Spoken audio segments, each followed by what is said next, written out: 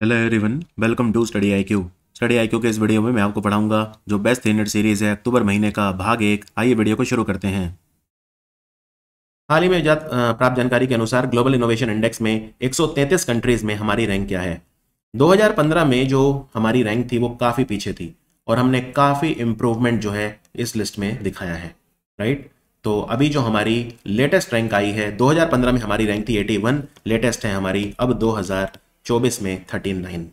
तो हमारी रैंक लगातार इंप्रूव हुई है ग्लोबल इनोवेशन इंडेक्स में, वैश्विक नवाचार सूचकांक, राइट। कौन देता है इस इंडेक्स को? इस इंडेक्स को एक तो देता है विश्व बौद्धिक संपदा संगठन, यानी वर्ल्ड इंटेलेक्चुअल प्रॉपर्टी ऑर्गेनाइजेशन, और इनका साथ दिया है अमेरिका के इंस्टीट्यूट ने जो वॉशिंगटन में है, जिसका नाम है Portulans institute. Portulans institute. तो वर्ल्ड इंटेलेक्चुअल प्रॉपर्टी ऑर्गेनाइजेशन, विश्व बौद्धिक संपदा संगठन और पोर्टू लंस इंस्टीट्यूट, इन्होंने मिलकर इसको दिया है। इसमें 7 पिलर हैं, 7 स्तंभ हैं, जैसे human capital in research, infrastructure, market sophistication and business sophistication, knowledge and technology output, ऐसे 7 स्तंभ हैं। टोटल 81 इंडिकेटर हैं इस इंडेक्स में। तो उसमें इंडिया की जो रैंक है वो शानदार परफॉर्मेंस हमारा देखने को मिला। ओवरऑल स्विट्जरलैंड इसमें नंबर 1 है, स्वीडन नंबर 2 पे है और अमेरिका इसमें नंबर 3 पे है। तो टॉप 3 कंट्रीज जो हैं आपको याद रखने हैं। चाइना आप देख सकते हैं इसमें 11वें नंबर पे रहा। इंडिया आप देख सकते हैं 39 नंबर पे रहा। लेकिन इसमें एक बड़ी इंटरेस्टिंग लिस्ट दी हुई है, वो है कैपिटल के हिसाब से। तो इसमें कॉन्टिनेंट के हिसाब से भी दिया है, वो आपको याद नहीं रखना है। लेकिन हाँ, एक जैसे कंट्री जो होते हैं दुनिया के, वो 4 तरह के होते हैं। एक तो गरीब देश हैं, राइट, जिन्हें लो इनकम कंट्री कहा जाता है वर्ल्ड बैंक के द्वारा, और एक होते हैं मिडिल इनकम कंट्री। एक तो हाई इनकम कंट्री होते हैं, हाई इनकम मतलब जो अमीर देश हैं। एक होते हैं मिडिल इनकम कंट्री, और मिडिल इनकम कंट्री भी 2 तरह के होते हैं। रिपीट करता हूं, जो मिडिल इनकम कंट्री होते हैं वो 2 तरह के होते हैं। कौन कौन से? एक तो एक वो कंट्री हैं जो अपर मिडिल इनकम कंट्री हैं, अपर मिडिल इनकम कंट्री, और एक है जो लोअर मिडिल इनकम कंट्री है। लो इनकम वाले तो गरीब देश हो गए। तो गरीब देशों में नंबर 1 पे रहा रुवांडा, जो अफ्रीका का कंट्री है। हाई इनकम वालों में अगेन स्विट्जरलैंड, ओवरऑल भी नंबर 1 स्विट्जरलैंड, हाई इनकम वालों में भी Switzerland. Upper middle income country number 1 रहा चाइना, और लोअर मिडिल इनकम कंट्री में नंबर 1 रैंक आई इंडिया की। तो ये मेरे को लगता है ये जो सबसे इनोवेटिव कंट्री कौन सा है इनकम ग्रुप के हिसाब से, ये याद रखना है। चाइना भी मिडिल इनकम कंट्री है, इंडिया भी, लेकिन China upper middle income country है और हम लोअर मिडिल इनकम कंट्री है। तो मिडिल इनकम कंट्री अपर में चाइना, लोअर में इंडिया, लो इनकम गरीब देशों में रुवांडा, और हाई इनकम में स्विट्जरलैंड नंबर 1 थे। भारत में नई एयरलाइन कौन सी आई है? इसको हमारे नागरिक उड्डयन मंत्रालय ने मंजूरी मिल गई है। भारत में देखो अभी कई एयरलाइन आई है नई, राइट। एक 2021 में आई थी आकाश एयर, सुना है? ये शायद विनय दुबे ने स्टार्ट करी थी। इसमें इन्वेस्टर कौन था? इसमें इन्वेस्टर थे राकेश झुनझुनवाला, लेकिन उनकी एक एक असंकेत आकस्मिक मृत्यु हो गई। I think last year death हुई थी राकेश झुनझुनवाला की, तो उनकी डेथ हो गई थी। तो आकाश एयर एक नई एयरलाइन भारत में शुरू हुई थी। एक और स्टार्ट हुई है जिसका नाम है फ्लाई 91। ये शायद पिछले साल ही स्टार्ट हुई थी, मनोज चाको ने शुरू करी थी। इसके मैनेजिंग डायरेक्टर सीईओ है मिस्टर मनोज चाको, और आकाश एयर के हैं विनय दुबे। और अब एक और एयरलाइन इंडिया में स्टार्ट हो रही है जिसका नाम है शंख एयर, और यूपी की पहली एयरलाइन है ये, मतलब जिसका ओरिजिन यूपी से हुआ है। तो इसका हेडक्वार्टर लखनऊ में होगा, बाकी इसके 2 ऑफिस होंगे, लखनऊ और नोएडा, क्योंकि नोएडा में जो जेवर एयरपोर्ट बन रहा है वहां से भी ऑपरेट करेगी। तो ये एयरलाइन का नाम है शंख एयर। और ये एयरलाइन किसने स्टार्ट करी है? ये एक पर्सन ने स्टार्ट करी है। उन पर्सन का नाम है मिस्टर श्रवण विश्वकर्मा। मिस्टर श्रवण विश्वकर्मा। तो यूपी की मतलब यूपी बेस्ड है ये एयरलाइन, यूपी के व्यक्ति हैं, यूपी की कंपनी है, यूपी की कंपनी है शंख एविएशन, उसने शुरू करी है शंख एयर। तो आसमान में छूते हुए आप इस एयरलाइन को बहुत ही जल्दी देखेंगे। वाराणसी एयरपोर्ट, लखनऊ एयरपोर्ट, जेवर में जो एयरपोर्ट बन रहा है नोएडा, उन सब एयरपोर्ट से ये उड़ेगी, राइट। तो इसका नाम है शंख एयर। किस राज्य ने राज्य के प्रतिभाशाली छात्रों की शैक्षिक संभावनाओं को बढ़ावा देने के लिए आधिकारिक तौर पर सीएम 7 योजना शुरू करी है? देखो ये त्रिपुरा ने शुरू करी है। ये माणिक साहा है, डॉक्टर माणिक साहा, जो त्रिपुरा के मुख्यमंत्री हैं। तो बेसिकली क्या है ना कि त्रिपुरा में या तो आप हायर सेकेंडरी में अच्छा परफॉर्म करो, मेधावी छात्र यानी मेरिटोरियस स्टूडेंट हो, या जो माध्यमिक बोर्ड होता है, त्रिपुरा का जो बोर्ड है लोकल बोर्ड, उसमें जो माध्यमिक शिक्षा होती है उसमें तो 100 स्टूडेंट ले लिए जाएंगे हायर सेकेंडरी से, और 100 स्टूडेंट ले लिए जाएंगे माध्यमिक से, और उनको 5,000 रुपये महीना दिया जाएगा स्टाइपेंड, जिससे वो अपनी शिक्षा पूरी कर सकें, गरीब छात्र जो होते हैं। तो इसमें प्रेफरेंस किसको मिलेगा? इसमें मिलेगा गरीब छात्रों को, ट्राइबल पीपल जो है उन्हें, वुमेन, माइनॉरिटीज, या समाज में डिस्ट्रेस्ड अगर आप तनावग्रस्त हैं तो तब सीमांत जिन्हें लोग कहते हैं मार्जिनलाइज कम्युनिटी, उन सबको प्रेफरेंस दिया जाएगा।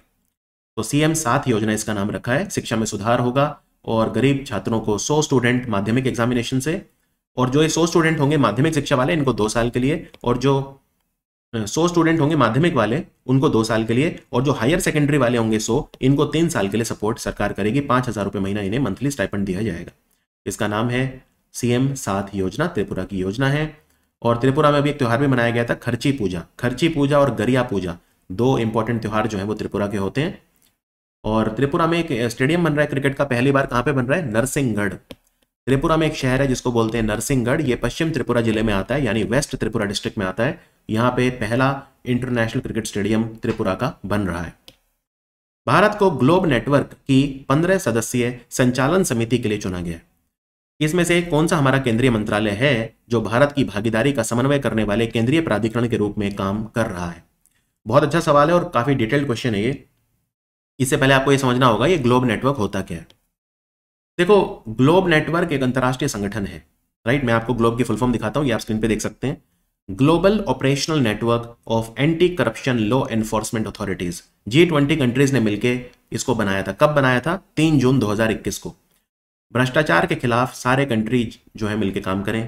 इतना ही नहीं, फाइनेंशियल क्राइम जो होते हैं, पैसों का अवैध लेन देन, मनी लॉन्ड्रिंग वगैरह, उसके खिलाफ कंट्रीज मिलकर काम करें। इसके लिए संगठन बना था 3 जून 2021 को। आज की बात करें तो 121 कंट्रीज के मेंबर हैं और 219 अथॉरिटीज इसके मेंबर हैं। अथॉरिटी मतलब जैसे भारत से CBI इसकी मेंबर है, ठीक है ना। लेकिन भारत और अच्छा बाय द वे, ये जो ग्लोब नेटवर्क है, ग्लोब नेटवर्क जो बना था 3 जून 2021 को, ये जो ग्लोब नेटवर्क है इसकी फुल फॉर्म, इसका ये कब बना था, किसने बनाया था? G20 कंट्रीज ने बनाया था। इसका काम क्या है? अब ये जो बना था तो इसमें एक स्टीयरिंग कमेटी होती है जिसमें 15 मेंबर होते हैं, एक चेयरमैन, एक वाइस चेयरमैन और 13 मेंबर और होते हैं, तो टोटल 15 मेंबर होते हैं। 15 कंट्री इसमें स्टीयरिंग कमेटी के मेंबर होते हैं, जिसमें एक कंट्री चेयरमैन होता है, एक वाइस चेयरमैन होता है और 13 और होते हैं। इस स्टीयरिंग कमेटी के 15 कंट्री जो मेंबर है उनमें से एक इंडिया अब चुन लिया गया है। तो भारत की तरफ से भारत को रिप्रेजेंट करेगा हमारा गृह मंत्रालय, तो आंसर है गृह मंत्रालय, राइट। और ये जो ग्लोब नेटवर्क है इसको सपोर्ट कौन करता है? इसको UNODC सपोर्ट करता है, यानी United Nations office on drugs and crime, जिसका हेडक्वार्टर वियना में है। इनफैक्ट UNODC की जो बिल्डिंग है वियना में, उसी में ही ग्लोब नेटवर्क का भी सचिवालय है। तो ग्लोब नेटवर्क का भी जो हेडक्वार्टर है या सेक्रेटेरिएट है, सचिवालय है, वो वियना में ही है। दूसरी बात ये, भारत की तरफ से कौन से संगठन है जो इसके मेंबर हैं? भारत एज अ कंट्री तो मेंबर हम हैं, लेकिन हमारी अथॉरिटी कौन कौन सी है जो इसकी मेंबर है? तो 2 हैं, एक तो है एनफोर्समेंट डायरेक्टरेट और एक है CBI। अब सवाल यह है, CBI और ED किस मंत्रालय के अधीन काम करती है? ED काम करती है मिनिस्ट्री ऑफ फाइनेंस यानी वित्त मंत्रालय के अधीन, और CBI काम करती है ministry of pension, personnel and public grievances के अधीन, यानी कार्मिक, लोक शिकायत और पेंशन मंत्रालय। CBI गृह मंत्रालय के अधीन काम नहीं करती है, ध्यान रखना, और ED भी गृह मंत्रालय के अधीन काम नहीं करती है। तो भारत की तरफ से रिप्रेजेंट कर रहा है गृह मंत्रालय, लेकिन जो 2 संगठन है इसके मेंबर ग्लोब नेटवर्क के, वो दोनों अलग अलग मंत्रालयों से हैं। लेकिन भारत की तरफ से जो सेंट्रल अथॉरिटी है वो है मिनिस्ट्री ऑफ होम अफेयर्स। चलिए आगे बढ़ते हैं। किस कंपनी ने विजुअल प्रोसेसिंग क्षमताओं को बढ़ावा देने के लिए अपना मुफ्त और open source large language model Llama 3.2 launch करा है? लामा 3.2 मॉडल किसका है? मेटा। लामा 1, 2, 3, 3.1, 3.2। तो 3.2 में विजुअल प्रोसेसिंग कैपेबिलिटी भी होगी, यानी इमेज और टेक्स्ट दोनों को प्रोसेस कर सकता है, वॉइस इंटरेक्शन भी ये कर सकता है। हाल ही में मिली जानकारी के अनुसार भारतीय वायुसेना अपनी 92वीं वर्षगांठ मना रही है। आप जानते हैं 8 अक्टूबर को वायुसेना दिवस होता है, राइट। तो भारतीय वायुसेना कब बनी थी? भारतीय वायुसेना बनी थी 8 अक्टूबर 1932 को। तो वो अपनी 92वीं वर्षगांठ मना रही है, 92nd एनिवर्सरी मना रही है। इस उपलक्ष्य में लद्दाख में एक जगह है थोइज, वहां से लेकर अरुणाचल प्रदेश के तवांग तक एक 7000 किलोमीटर लंबी कार रैली का आयोजन किया जा रहा है। इस कार रैली का नाम क्या है? इसका नाम है वायु वीर विजेता। वायु वीर विजेता 7000 किलोमीटर की गाड़ी चलाएंगे लद्दाख से अरुणाचल, और भारतीय वायुसेना की एनिवर्सरी को सेलिब्रेट करेंगे। और इनमें महिलाएं हैं बहुत सारी। ये जो कार रैली होगी इसमें बहुत सारी महिलाएं भी हैं, टोटल 52 लोग हैं इसमें लगभग। और ये कार रैली जो है भारतीय वायुसेना की जो एनिवर्सरी है उसको सेलिब्रेट करने के लिए आयोजित की गई। और ये थोइस जगह इंपॉर्टेंट है लद्दाख में, क्योंकि यहाँ पे भारतीय वायुसेना का बहुत बड़ा एयरफोर्स स्टेशन है, काफी ऊंचाई पे। दुनिया के सबसे ऊंचे एयरफोर्स स्टेशन में से एक है Thoise air force station. Thoise air force station. वैसे हमारी भारतीय वायुसेना के चीफ कौन बने अभी अभी? Amarpreet Singh, air marshal Amarpreet Singh. इनसे पहले थे विवेक राम चौधरी, अब बने हैं अमरप्रीत सिंह। और भारतीय वायुसेना ने एक कंपनी है प्राइवेट रोग कम्युनिकेशन, और हमारे सूचना प्रसारण मंत्रालय के अधीन काम करने वाला एक संगठन है नेशनल फिल्म डेवलपमेंट कॉरपोरेशन, इनके साथ मिलकर कॉमिक्स लॉन्च करी हैं जिसका नाम है heroes of the Indian air force. और अभी अभी मलेशिया के साथ उदार शक्ति नाम का अभ्यास भी भारतीय वायुसेना ने करा है। ये मलेशिया में क्वेंटन एयरबेस नाम की जो जगह है वहां पे हुआ। आपको यहाँ पे ये भी बता दूं कि लद्दाख की बात हो रही थी, तो लद्दाख में एक शिंकुला टनल जो है दुनिया की सबसे ऊंची सुरंग, शिंकुला सुरंग बना रहा है बॉर्डर रोड ऑर्गेनाइजेशन नीमू पदम दारचा हाईवे पे। ये मनाली लेह हाईवे का एक विकल्प के रूप में काम करेगा। बाकी लद्दाख में 5 नए जिले बने अभी अभी, जंस्कार, द्रास, नुब्रा, शाम और चांगथांग।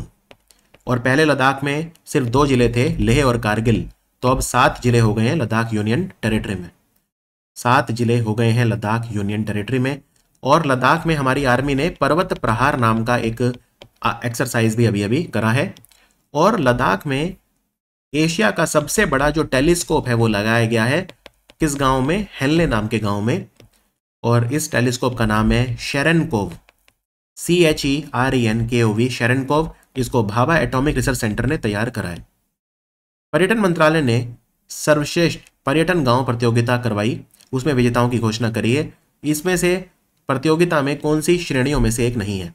कहने का मतलब ये है, भारत आज भी अपने गांव में बसता है, भारत की आत्मा है गांव। भारत में 6 लाख से ज्यादा गांव हैं और आजकल लोग विलेज टूरिज्म को पसंद करते हैं क्योंकि वो रियल एक्सपीरियंस लेना चाहते हैं कि गांव में जीवन कैसा होता है। तो गांव में वो रहना चाहते हैं, वहाँ का जो कल्चर है, वहाँ का डांस, कुजीन, भोजन, सब कुछ एक्सपीरियंस करना चाहते हैं।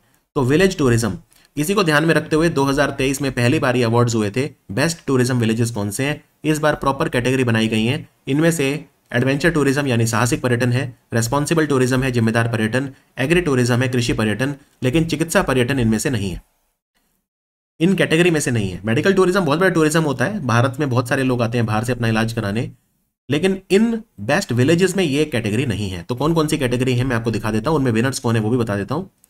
तो 8 कैटेगरी हैं, राइट। साहसिक पर्यटन, कृषि पर्यटन, समुदाय आधारित पर्यटन यानी कम्युनिटी लेड टूरिज्म, शिल्प, विरासत, जिम्मेदार पर्यटन, आध्यात्मिक और कल्याण एवं जीवंत गांव। और इनमें मैं आपको विनर भी दिखाऊंगा कौन कौन से हैं। तो हर गांव में, मतलब हर कैटेगरी में कुछ गांव हैं जिनको बेस्ट डिक्लेयर किया गया। उस कैटेगरी में गांव की संख्या 25,000 से ज़्यादा नहीं होनी चाहिए जनसंख्या। गांव के आसपास कोई प्रसिद्ध पर्यटन स्थल होना चाहिए, राइट। गांव में कुछ ना कुछ पारंपरिक गतिविधियां होनी चाहिए। इस तरह के कुछ क्राइटेरिया रखे गए थे। तो टोटल गांव कितने हैं, टोटल हैं 36, जिनको मिनिस्ट्री ऑफ टूरिज्म ने कहा है कि ये देखने लायक गांव हैं अपनी अपनी कैटेगरी में। तो किसी कैटेगरी में 4 गांव हैं, किसी में 5 हैं। जैसे एग्री टूरिज्म अगर आपको देखना है तो आप इन जगह पे जा सकते हैं। केरल के गांव कुमाराकोम, महाराष्ट्र के करडे, पंजाब के हंसली, उत्तराखंड के सूपी, या फिर आप बंगाल में बारानगर जा सकते हैं। अगर आपको एडवेंचर टूरिज्म, साहसी पर्यटन पसंद है तो आप छत्तीसगढ़ में दूधमरास, जम्मू कश्मीर में आरू, कर्नाटक में कुथलूर या उत्तराखंड में जाखोल गांव जा सकते हैं। इनके नाम गांव के आपको याद करने की बिल्कुल भी आवश्यकता नहीं है। अगर आपको क्राफ्ट्स का शौक है तो सुआलकुची असम में, प्रानपुर, उमदेन, अलग अलग राज्यों के अलग अलग गांव हैं। लेकिन हाँ, अगर आप किसी राज्य का एग्जाम दे रहे हैं, मान लीजिए आप बिहार PSC की तैयारी कर रहे हैं, तो फिर आप बिहार का कोई अगर इसमें गांव है तो वो जरूर याद रखिए कि भाई बिहार का क्या कोई गांव है इसमें। और आप देख सकते हैं इस लिस्ट में बिहार का कोई भी गांव नहीं है, राइट। मान लीजिए आप झारखंड का JPSC की तैयारी कर रहे हैं, तो झारखंड का एक गांव है रिखियापीठ, यहाँ पे आध्यात्मिक पर्यटन बहुत मशहूर है। तो इस तरह से आपको ये गांव याद रखने, वरना कोई जरूरत नहीं है। बाकी नॉर्मल एग्जाम्स के लिए 8 कैटेगरी हैं, 36 गांव हैं टोटल जो सिलेक्ट किए गए हैं। और विश्व पर्यटन दिवस के दिन ये लिस्ट आई है। विश्व पर्यटन दिवस हमने मनाया 27 सितंबर को और मिनिस्ट्री ऑफ टूरिज्म ने ये लिस्ट दी है। बस इतना काफी है बेस्ट टूरिज्म विलेजेस। और काफी टफ कंपटीशन था, हजारों गांवों की लिस्ट आई थी, 2000 से ज्यादा गांवों की लिस्ट आई थी। 36 गांव सिलेक्ट किए गए हैं अलग अलग कैटेगरीज में, अलग अलग कैटेगरीज में। आगे बढ़ते हैं। भारतीय भाषाओं में कुशल और समावेशी आर्टिफिशियल इंटेलिजेंस बनाने, यानी कि हमें अपने खुद के लार्ज लैंग्वेज मॉडल बनाने हैं, राइट। तो उसके लिए सरकारी वित्त पोषित योजना दुनिया की पहली है। देखो अभी तक जितने भी लैंग्वेज मॉडल आपने पढ़े हैं, जैसे आपने मेटा कंपनी का पढ़ा होगा लामा, अब तो लामा द्वितीय आ गया है, ये प्राइवेट कंपनियों के द्वारा है। सरकार के द्वारा लार्ज लैंग्वेज मॉडल बनाने के लिए फंडिंग पहली बार हुई है किसी भी कंट्री में। तो इस प्रोजेक्ट का नाम है भारत जेन, यानी जो लार्ज लैंग्वेज मॉडल भारत सरकार की तरफ से बनेगा उसका नाम है भारत जैन। कौन बनाएगा इसे? आईआईटी बॉम्बे। आईआईटी बॉम्बे की अगुवाई में बनेगा। कौन सी योजना के तहत? एक 2018 में योजना स्टार्ट करी थी हमारी ministry of science and technology ने, उसका नाम था national mission on interdisciplinary cyber physical system. इसमें अच्छा खासा अमाउंट भी जो है सरकार ने रखा था, 3,660 करोड़ रुपए 5 साल के लिए। 2018 में स्टार्ट हुई थी ये योजना। इसमें हमें इनोवेटिव चीज़ें करनी है और न्यू एज टेक्नोलॉजी जो है उनमें रिसर्च करना है। तो इस मिशन का नाम था national mission on interdisciplinary cyber physical system. इसके तहत बनाया जाएगा भारत जैन। तो भारत जैन टेक्स्ट और स्पीच दोनों कैपेबिलिटी होंगी, 2 साल के अंदर बनके तैयार हो जाएगा। बहुभाषी और बहुआयामी ये मॉडल होगा। और कौन सा मिनिस्ट्री बना रहा है इसे? Ministry of science and tech, क्योंकि ये जो स्कीम थी national mission on interdisciplinary cyber physical system, इसको चलाता है हमारा ministry of science and technology. ये भी आपको नहीं भूलना है। बाकी लार्ज लैंग्वेज मॉडल की तो कोई कमी नहीं है। इनफैक्ट एक कंपनी है open AI. Open AI chat GPT इन्हीं का है। इन्होंने एक प्रोजेक्ट चलाया है अपना, इस प्रोजेक्ट का नाम है प्रोजेक्ट स्ट्रॉबेरी। इसमें ये कई सारे लार्ज लैंग्वेज मॉडल तैयार कर रहे हैं। गूगल ने भी कुछ चीज़ें लॉन्च करी हैं जो मैं आपको बताना चाहूँगा। गूगल ने 2 चीज़ें लॉन्च करी अभी अभी। एक का नाम है इंडिक जेन बेंच और दूसरे का नाम है काम। ये 2 मॉडल हैं गूगल के। इंडिक जेन बेंच जो इंडिया की जो लैंग्वेजेस है उन पर रिसर्च करेगा, लार्ज लैंग्वेज मॉडल है। और काम बेसिकली क्या करेगा? बहुत सारे जो लैंग्वेज मॉडल है उनको कंबाइन करने के लिए है काम, यानी composition of language models, short में काम। तो ये भी गूगल ने बनाया है। गूगल ने एक और चीज बनाई है जिसका नाम रखा है MatFormer framework. MatFormer framework में आप बहुत सारे जो मॉडल हैं उनको मिक्स और मैच कर सकते हैं। प्रधानमंत्री मोदी, भारत के प्रधानमंत्री, इन्होंने बिडकिन औद्योगिक क्षेत्र को राष्ट्र को समर्पित करा। किस राज्य में है ये? Bidkin industrial area. यहाँ पे काफ़ी ज़्यादा एरिया है, यहाँ पे इंडस्ट्रीज लगेंगी। 7,855 एकड़ जमीन है यहाँ पे जिसपे इंडस्ट्रीज लगेंगी। बिडकिन इंडस्ट्रियल एरिया, जैसे ग्रेटर नोएडा इंडस्ट्रियल एरिया है, राइट, जैसे गुड़गांव के पास आईएमटी मानेसर इंडस्ट्रियल एरिया है, ऐसे ही एक नया इंडस्ट्रियल एरिया बना है बिडकिन। तो बिडकिन इंडस्ट्रियल एरिया जो है ये औरंगाबाद में होगा, यानी छत्रपति संभाजी नगर। वहाँ से लगभग 20 किलोमीटर दूर है महाराष्ट्र। तो आंसर है महाराष्ट्र। इसका उद्घाटन प्रधानमंत्री मोदी ने करा। और ये जो बिडकिन औद्योगिक क्षेत्र है इसका विकास कौन कर रहा है? इसका विकास कर रही है एक कंपनी। उस कंपनी का नाम क्या है? उसके लिए एक स्पेशल पर्पस व्हीकल बना है जिसका नाम है महाराष्ट्र इंडस्ट्रियल टाउनशिप लिमिटेड। तो जो कंपनी बिडकिन इंडस्ट्रियल एरिया को तैयार कर रही है उसका नाम है महाराष्ट्र इंडस्ट्रियल टाउनशिप लिमिटेड। और महाराष्ट्र इंडस्ट्रियल टाउनशिप लिमिटेड ये कंपनी किसने बनाई है? इसमें 51% हिस्सा है महाराष्ट्र इंडस्ट्रियल डेवलपमेंट कॉर्पोरेशन का, यानी महाराष्ट्र औद्योगिक विकास निगम, और 49% हिस्सा है राष्ट्रीय औद्योगिक गलियारा विकास और कार्यान्वयन ट्रस्ट, यानी NICDIT, national industrial corridor development and implementation trust. और जो ये बिडकिन इंडस्ट्रियल एरिया बन रहा है औरंगाबाद यानी छत्रपति संभाजी नगर में, ये दिल्ली मुंबई इंडस्ट्रियल कॉरिडोर का हिस्सा होगा। आप जानते हैं भारत में 11 इंडस्ट्रियल कॉरिडोर बन रहे हैं। कौन कौन से इंडस्ट्रियल कॉरिडोर बन रहे हैं? जैसे दिल्ली मुंबई इंडस्ट्रियल कॉरिडोर, औद्योगिक गलियारे, Chennai Bangalore industrial corridor, Amritsar Kolkata industrial corridor, Hyderabad Nagpur industrial corridor, Bangalore Mumbai industrial corridor, Hyderabad Warangal industrial corridor. ऐसे करके भारत में टोटल 11 इंडस्ट्रियल कॉरिडोर बन रहे हैं। और भारत में अभी अभी ये भी डिसाइड हुआ है कि 12 इंडस्ट्रियल स्मार्ट सिटी बनेंगे। जैसे मैंने आपको जहीराबाद बताया था तेलंगाना में, वो है। इस तरह से भारत में 12 इंडस्ट्रियल स्मार्ट सिटी बनेंगे और 11 इंडस्ट्रियल कॉरिडोर भारत में बन रहे हैं। एक और चीज़ डिसाइड हुई है, शोलापुर में नया एयरपोर्ट बना है। महाराष्ट्र में एक जगह है शोलापुर और इसकी क्षमता 4 लाख से ज़्यादा होगी, राइट। एक और चीज़, सावित्रीबाई फुले ने भारत में पहला महिलाओं के लिए स्कूल शुरू करा था। तो जो क्रांति ज्योति सावित्रीबाई फुले के द्वारा पहला बालिका विद्यालय बनाया गया था उसके लिए स्मारक भी बनेगा, उसके लिए मेमोरियल भी बन रहा है, जिससे हमेशा याद रहे उनका जो कंट्रीब्यूशन था। आपको यहाँ पे भी बताना चाहूँगा कि पुणे का जो एयरपोर्ट है, जो पुणे का एयरपोर्ट है वो लोहेगांव नाम की जगह पे है। और लोहेगांव संत तुकाराम महाराज की मदर का गांव था, इसीलिए पुणे एयरपोर्ट का नाम अब महाराष्ट्र की सरकार ने संत तुकाराम के नाम पे रखा है। इसका नाम होगा जगत गुरु संत तुकाराम महाराज पुणे इंटरनेशनल एयरपोर्ट। ये भी आपको नहीं भूलना है। 2024 का शस्त्र रामानुजम अवार्ड किसे मिला है? देखो, शस्त्र एक यूनिवर्सिटी है, राइट। शनमुगा इसको इंस्टीट्यूट बोलते हैं, शनमुगा। शस्त्र बेसिकली एक यूनिवर्सिटी का नाम है। और ये यूनिवर्सिटी कहाँ पे है? ये यूनिवर्सिटी कुंभाकोनम में है। कुंभाकोनम, जहाँ पे श्रीनिवास रामानुजम का जन्मदिन हुआ था। भारत के आज तक के सबसे महान गणितज्ञ बोलते हैं श्रीनिवास रामानुजम को। उनका जन्मदिन 22 दिसंबर को होता है, इसी दिन ये अवार्ड दिया जाता है। तो घोषणा अभी हो गई, लेकिन एक्चुअल में अवार्ड मिलेगा 22 दिसंबर को। 22 दिसंबर को भारत में राष्ट्रीय गणित दिवस मनाते हैं, श्रीनिवास रामानुजम का जन्मदिन। तो कुंभकोणम के थे वो, तमिलनाडु के थे वो। और शस्त्र यूनिवर्सिटी, शस्त्र की फुल फॉर्म आपको याद रखने की जरूरत नहीं है, लेकिन वैसे बता देता हूं, Shanmuga, Shanmuga, SHANMUGH, Shanmuga arts science technology and research academy.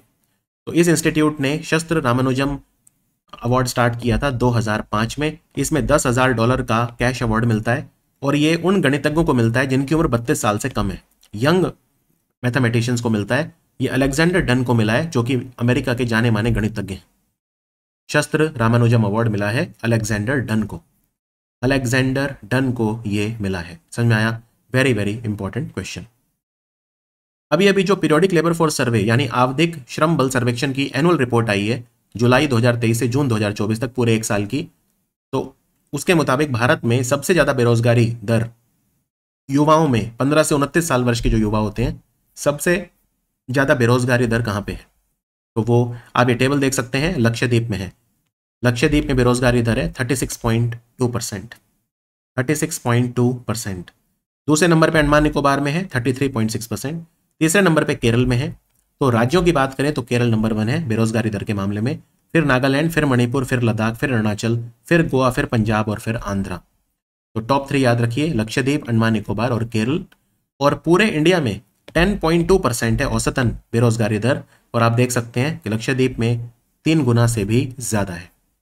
अगर बात करें भारत के वो राज्य जिनमें बेरोजगारी दर सबसे कम है, तो मध्य प्रदेश सबसे नंबर 1 है उसमें। यहाँ पे अनएम्प्लॉयमेंट रेट सिर्फ 2.6% है। दूसरे नंबर पे गुजरात है, यहाँ पे 3.1, और तीसरे नंबर पे झारखंड है 3.6। यानी बेरोजगारी के मामले में सबसे अच्छे युवा बेरोजगारी दर सबसे कम है मध्य प्रदेश में पूरे इंडिया में। ये डेटा किसने दिया है? ये पीरियोडिक लेबर फोर्स सर्वे होता है। पीरियोडिक लेबर फोर्स सर्वे को कराता है राष्ट्रीय सांख्यिकी कार्यालय यानी नेशनल स्टैटिस्टिकल ऑफिस, जो काम करता है हमारे सांख्यिकी मंत्रालय के अधीन यानी ministry of statistics and programme implementation. Ministry of statistics and programme implementation, उनके द्वारा ये आंकड़े दिए गए हैं। भारतीय रेलवे ने एक नई सेना बनाई है जिसका नाम है रेल रक्षक दल। इसका उद्देश्य है ट्रेन दुर्घटनाओं पर तुरंत प्रतिक्रिया देना और बचाव अभियान चलाना है। तो कौन से रेलवे जोन ने बनाई है? भारतीय रेलवे के 18 रेलवे जोन है, ये आप जानते हैं, right? Western zone, central zone, ऐसे करके 18 रेलवे जोन है। तो 18वां बना था दक्षिण तट, जो south coast railway. Anyways 18 railway zone है, बस आप अपने लेवल पे इतना याद रखो। अब ये जो 18 रेलवे जोन है, ये जो 18 रेलवे जोन है, अगर इनमें से किसी में भी दुर्घटना हो जाए तो कौन देखता है? नेशनल डिजास्टर रेस्पॉन्स फोर्स, राष्ट्रीय आपदा प्रतिक्रिया बल। मान लो ट्रेन में एक्सीडेंट हो जाए, बाढ़ आ जाए, कुछ हो जाए, तो नेशनल डिजास्टर रेस्पॉन्स फोर्स। लेकिन ये काम करती है गृह मंत्रालय के अधीन, और रेल मंत्रालय के अधीन काम करता है रेलवे सुरक्षा बल, रेलवे प्रोटेक्शन फोर्स। लेकिन रेलवे प्रोटेक्शन फोर्स का काम दूसरा है, नॉर्मल ट्रेन की सुरक्षा वगैरह वो है, आपदा प्रबंधन नहीं है उनका काम। आपदा प्रबंधन में अब NDRF पे निर्भरता है पूरी तरह से इनकी, और रेल मंत्रालय और गृह मंत्रालय के बीच में समन्वय होना चाहिए। उसके लिए ब्यूरोक्रेटिक प्रोसीजर होता है, कई बार टाइम लग जाता है। इसलिए रेलवे मंत्रालय ने कहा है हमारे पास अपना खुद का एक रेल रक्षक दल होना चाहिए। तो अभी के लिए जो उत्तर पश्चिम रेलवे है, जो राजस्थान में मेनली अपनी सेवाएं देता है, इसमें 4 डिवीजन आते हैं, जोधपुर, बीकानेर, जयपुर और अजमेर, और इसका हेडक्वार्टर जयपुर में। नॉर्थ वेस्टर्न रेलवे, इन्होंने बनाया है रेल रक्षक दल। अभी तो पायलट प्रोजेक्ट है ये, अगर ये सफल रहा तो पूरे 18 रेलवे जोन में भी फिर ये आ सकता है। तो रेल रक्षक दल बनाया है, नॉर्थ वेस्टर्न रेलवे के द्वारा बनाया गया। समझ में आया? और इसमें रेल रक्षक दल में NDRF के जवान होंगे, नो डाउट, रेलवे सुरक्षा बल के भी जवान होंगे। उनकी ट्रेनिंग वडोदरा में होगी, गुजरात के वडोदरा में होगी कि आपदा प्रबंधन कैसे की जाती है। इससे रेलवे की जो निर्भरता है वो कम हो जाएगी राष्ट्रीय आपदा प्रतिक्रिया बल के ऊपर। NPCI international payment limited, NPCI तो आप जानते हैं, NPCI की ओवरसीज कंपनी है, उसको बोलते हैं NPCI इंटरनेशनल पेमेंट लिमिटेड यानी NIPL, जो NPCI के उत्पाद जैसे UPI वगैरह को बाहर लोकप्रिय बनाता है। उन्होंने अभी अभी UPI को लोकप्रिय बनाने के लिए किस कंट्री के साथ पार्टनरशिप करी है, यानी UPI जैसा ही एक वास्तविक समय भुगतान प्लेटफॉर्म बनाएगा त्रिनिदाद एंड टोबैगो। ये पहला कैरेबियाई कंट्री है जो UPI को अपना रहा है। अभी UPI कई कंट्रीज में चल रहा है, जैसे फ्रांस, जैसे Bhutan, France, Mauritius, Singapore, Sri Lanka, UAE वगैरह, इनमें UPI चल रहा है, एक्सेप्टेड है। और अगर मैं दक्षिण अमेरिका का पहला कंट्री बात करूं तो वो था पेरू। ये साउथ अमेरिका का पहला कंट्री है जिसने यूपीआई को अपनाया था। हमने पेरू के सेंट्रल बैंक के साथ पार्टनरशिप करी थी। और इसी साल मई में बात करें तो जो बैंक ऑफ नमीबिया है, नमीबिया का जो सेंट्रल बैंक है, नमीबिया अफ्रीका का कंट्री है, आपने नमीब डेजर्ट सुना होगा, तो नमीबिया के सेंट्रल बैंक के साथ पार्टनरशिप करी थी। ये अफ्रीका का कंट्री है जो यूपीआई को अपना रहा है। समझ में आया आपको? भारत की क्वांटम क्रांति भारत में चल रही है, उसको आगे बढ़ाने के लिए राष्ट्रीय क्वांटम मिशन शुरू किया गया था। कब शुरू किया गया था? 2023 में। नेशनल क्वांटम मिशन किस मंत्रालय ने शुरू करा था? Ministry of science and technology ने। कब तक चलेगा? 2031, यानी 8 साल तक चलेगा। नेशनल क्वांटम मिशन कब तक चलेगा? 8 साल के लिए चलेगा। 2023 में स्टार्ट हुआ था और 2031 तक चलेगा। समझ में आया? किस मंत्रालय के द्वारा? Ministry of science and technology ने ये शुरू करा था। क्या करना है हमें इसमें? हमें इसमें बनाने हैं क्वांटम कंप्यूटर। कितनी क्षमता के बनाने हैं वो मैं आपको बता देता हूं। तो 2023 में शुरू हुआ था और 2031 तक ये चलेगा नेशनल क्वांटम मिशन। हमें क्वांटम कंप्यूटर बनाने हैं। हमें अगले 3 साल में, यानी 2023 में स्टार्ट हुआ था, तो अगले 3 साल में यानी 2026 तक हमें 20 से 50 क्यूबिट क्षमता के हमें क्वांटम कंप्यूटर बनाने। फिर हमें अगले 5 साल में यानी 2028 तक, क्योंकि 2023 में स्टार्ट हुआ था, हमें 50 से 100 क्यूबिट क्षमता के सुपर कंप्यूटर बनाने हैं। और हमें अगले 8 साल में, यानी जब तक ये खत्म होगा 2031, तब तक हमें 50 से 1000 क्यूबिट क्षमता के सुपर कंप्यूटर बनाने हैं। इसको बोलते हैं नेशनल क्वांटम मिशन। तो क्या हम इसमें सिर्फ क्वांटम कंप्यूटर पे काम कर रहे हैं? नहीं, हम 4 टेक्नोलॉजी पे काम कर रहे हैं और चारों के हब बना दिए हमने। हब का मतलब क्या होता है? जैसे 4 तारे मिल गई कहीं पे तो वो हब हो गया, राइट? 4, 5, 6, 10 तारे मिल गई, इसको हब बोलते हैं। ऐसे ही ये जो हब होंगे, यहाँ पे बहुत सारे इंस्टीट्यूट्स को फायदा होगा। लेकिन ये हब स्थापित कहाँ पे कर रहे हैं, कहाँ पे नहीं किया, ये पूछा है। तो 4 इसमें हब बनाए हैं हमने अलग अलग चीज़ों के। एक क्वांटम कंप्यूटर के लिए बनाया है, एक क्वांटम कम्युनिकेशन के लिए बनाया है, एक हमने ऐसे। तो जहाँ नहीं बनाया है वो है IIT मंडी। IIT मंडी में हमने नहीं बनाया है। तो कहाँ कहाँ बनाया है वो मैं आपको बता देता हूँ। पहले वो 4 चीज़ें कौन सी हैं? Quantum computing. तो क्वांटम कंप्यूटिंग के लिए जो हब बना है, टी हब बोलते हैं इन्हें हम, वो बना है IISc बेंगलोर, भारतीय विज्ञान संस्थान बेंगलोर में बना है। क्वांटम कम्युनिकेशन के लिए जो टी हब बना है वो बना है IIT Madras. IIT Madras. Quantum sensing और मेट्रोलॉजी, यहां पे ये मेट्रोलॉजी नहीं है मौसम विज्ञान, ये मेट्रोलॉजी है यानी मेजरमेंट। ठीक है, तो क्वांटम सेंसिंग एंड मेट्रोलॉजी, इसके लिए बना है IIT बॉम्बे। और क्वांटम सामग्री और उपकरणों के लिए, यानी कि जो क्वांटम इंस्ट्रूमेंट्स वगैरह जो हैं उनके लिए, राइट, कहाँ बना है? तो वो भी यहाँ पे लिखा है IIT दिल्ली। IIT दिल्ली। समझ में आया? तो 4 हमने टी हब बनाए हैं और वो टी हब कहाँ बने हैं? क्वांटम कंप्यूटिंग के लिए IISc बेंगलोर, क्वांटम कम्युनिकेशन के लिए IIT Madras, quantum sensing and metrology के लिए IIT बॉम्बे और क्वांटम मटेरियल एंड डिवाइसेस के लिए IIT दिल्ली। IIT मंडी में नहीं बना है, तो आंसर है IIT मंडी। क्लियर? ये है हमारा नेशनल क्वांटम मिशन। और अभी तो हम भारत का सबसे पहला क्वांटम कंप्यूटर बनाने ही, मतलब अब पूरा हो गया है, बन के तैयार है, कभी भी लॉन्च किया जा सकता है। तो नेशनल क्वांटम मिशन 2023 से 2031 ministry of science and technology के द्वारा। भारत और कजाकिस्तान के बीच में अभ्यास हुआ है कैजेंड, 8वीं बार हुआ है। हर साल होता है ये। 2016 में पहली बार हुआ था, तब से हर बार होता है। अभी कहाँ हो रहा है? अभी ओली करके एक जगह है उत्तराखंड में, ओली हिल स्टेशन बोलते हैं उत्तराखंड में, वहां पे ये हो रहा है, राइट? ओली बहुत फेमस एक पर्यटन क्षेत्र है, ओली, राइट, हिल स्टेशन है ये। और उत्तराखंड के चमोली जिले में आता है, अगर डिस्ट्रिक्ट पूछें चमोली जिले में आता है। तो ये 30 सितंबर को स्टार्ट हुआ था और 13 अक्टूबर को ये खत्म हुआ था। कुमाऊं रेजिमेंट ने इसमें हिस्सा लिया था, तो ये ध्यान रखिए। और उत्तराखंड में एक पहाड़ है जिसका नाम है माउंट मुकुट ईस्ट। इसकी ऊंचाई है 7130 मीटर। इसका पर्वतारोहण किया अभी अभी हमारे अर्धसैनिक बलों की एक महिला टीम ने। तो ये अपने आप में एक अनूठा था। पहली बार एक महिलाओं की टीम बनी थी जो यहाँ पे गई थी, क्योंकि काफ़ी ऊंचा पर्वत है, 7130 मीटर, कोई मजाक नहीं है चढ़ना। 12 महिलाएं थी इस टीम में और इन्होंने इसका पर्वतारोहण करा और नाम ऊंचा किया। किस देश ने दोनों देशों के निवेशकों का विश्वास बढ़ाने के लिए एक बायलैटरल इन्वेस्टमेंट ट्रीटी साइन करी है?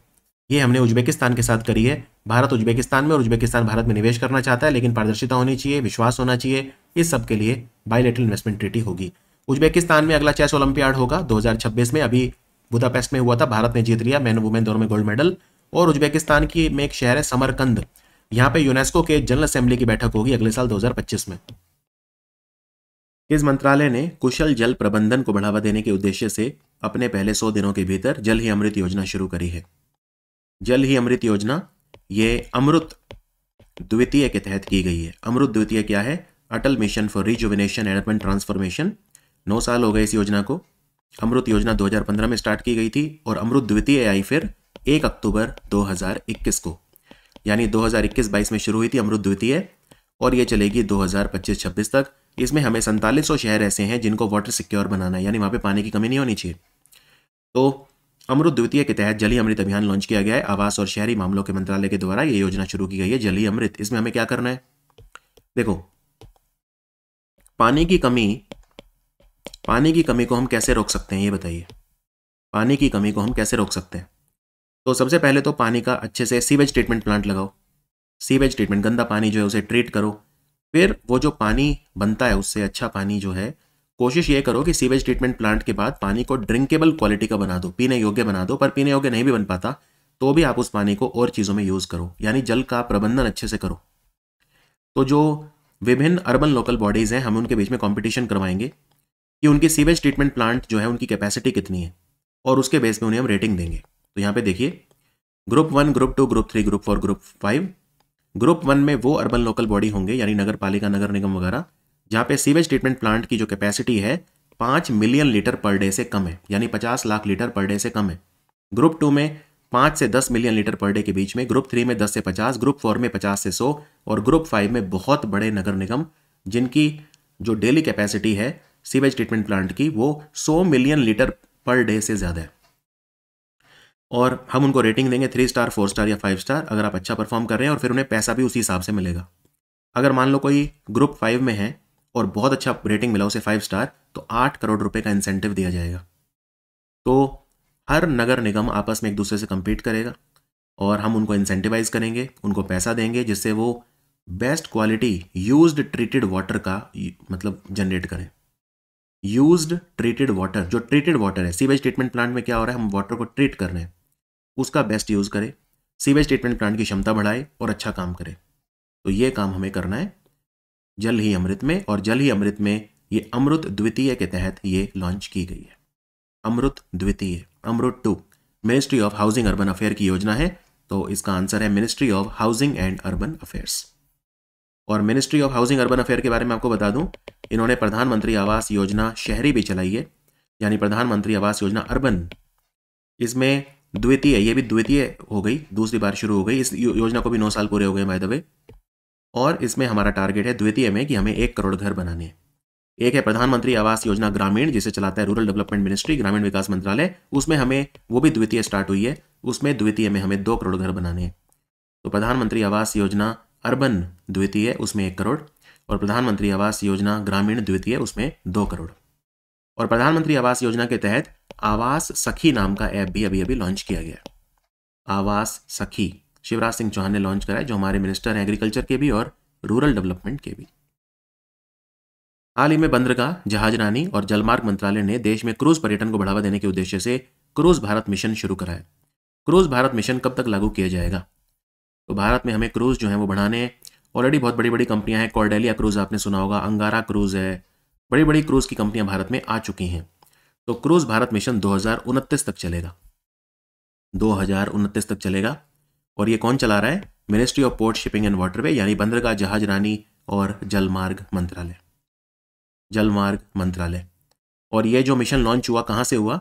एक जहाज के ऊपर से हुआ, उस जहाज का नाम है एम्प्रेस। जो हमारे मिनिस्टर हैं इसके लिए सर्बानंद सोनोवाल ने क्रूज भारत मिशन को लॉन्च किया एक जहाज के ऊपर से, और जहाज का नाम है एम्प्रेस। अब ये जो मिशन है 3 चरणों में चलेगा। चरण 1, चरण 2, चरण 3, फेज 1, फेज 2, फेज 3। फेज 1 चलेगा 1 अक्टूबर से 30 सितंबर 2025। फेज 2 चलेगा 1 अक्टूबर 2025 से 31 मार्च 2027, और फेज 3 चलेगा 1 अप्रैल 2027 से 31 मार्च 2029। तो इनमें अलग अलग काम हम करेंगे। जैसे फेज 1 में हम मास्टर प्लानिंग वगैरह करेंगे, पड़ोसी देशों के साथ क्रूज गठबंधन करेंगे, ये सब काम हम करेंगे। फेज 2 में हम क्या करेंगे? हम उच्च संभावित क्रूज स्थानों और सर्किटों को सक्रिय करने के लिए क्रूज टर्मिनल, मरीना और गंतव्य वगैरह ये हम जो हैं उनको बनाएंगे, ये सब काम इसमें करेंगे। फिर फेज 3 में हम क्या करेंगे? फेज 3 में हम और आगे के काम करेंगे, राइट। इंडियन सब कॉन्टिनेंट में डिफरेंट जो क्रूज सर्किट है उनको इंटीग्रेट करेंगे, ये सब काम हम करेंगे। तो हम इसमें क्रूज भारत मिशन का लक्ष्य जो है वो 3 चीज़ें हमें करनी है। सबसे पहला जो महासागर और हार्बर क्रूज सेगमेंट है उस पर फोकस करेंगे, ठीक है, गहरे समुद्र में जो क्रूज चलते हैं, समुद्र के पानी में, महासागरों में। दूसरा नदियों में जो क्रूज चलते हैं और अंतर्देशीय क्रूज चलते हैं, रिवर और इनलैंड क्रूज, उसमें फोकस करेंगे, यानी नहरों में, खाड़ियों में, झीलों में, नदियों में, ये सब। फिर आइलैंड क्रूज सेगमेंट, यानी एक टापू से दूसरे टापू या एक द्वीप से दूसरे द्वीप तक जो चलते हैं, हम उन पे फोकस करेंगे। हम सस्टेनेबल इंफ्रास्ट्रक्चर बनाएंगे क्रूज सेगमेंट में। हम इंडियन पोर्ट एसोसिएशन वगैरह इन सबके साथ, बंदरगाहों के साथ मिलकर काम करेंगे। हम टेक्नोलॉजी लेके आएंगे, क्रूज को प्रमोशन करेंगे, मार्केटिंग वगैरह करेंगे, फाइनेंशियल पॉलिसी, फिस्कल उन्हें बेनिफिट देंगे, कैपेसिटी क्षमता निर्माण करेंगे, इकोनॉमिक रिसर्च, ये सब हम करेंगे। सामाजिक न्याय और अधिकारिता मंत्रालय ने किस संगठन के साथ मिलकर सारथी वन नाम की पहल शुरू करी है?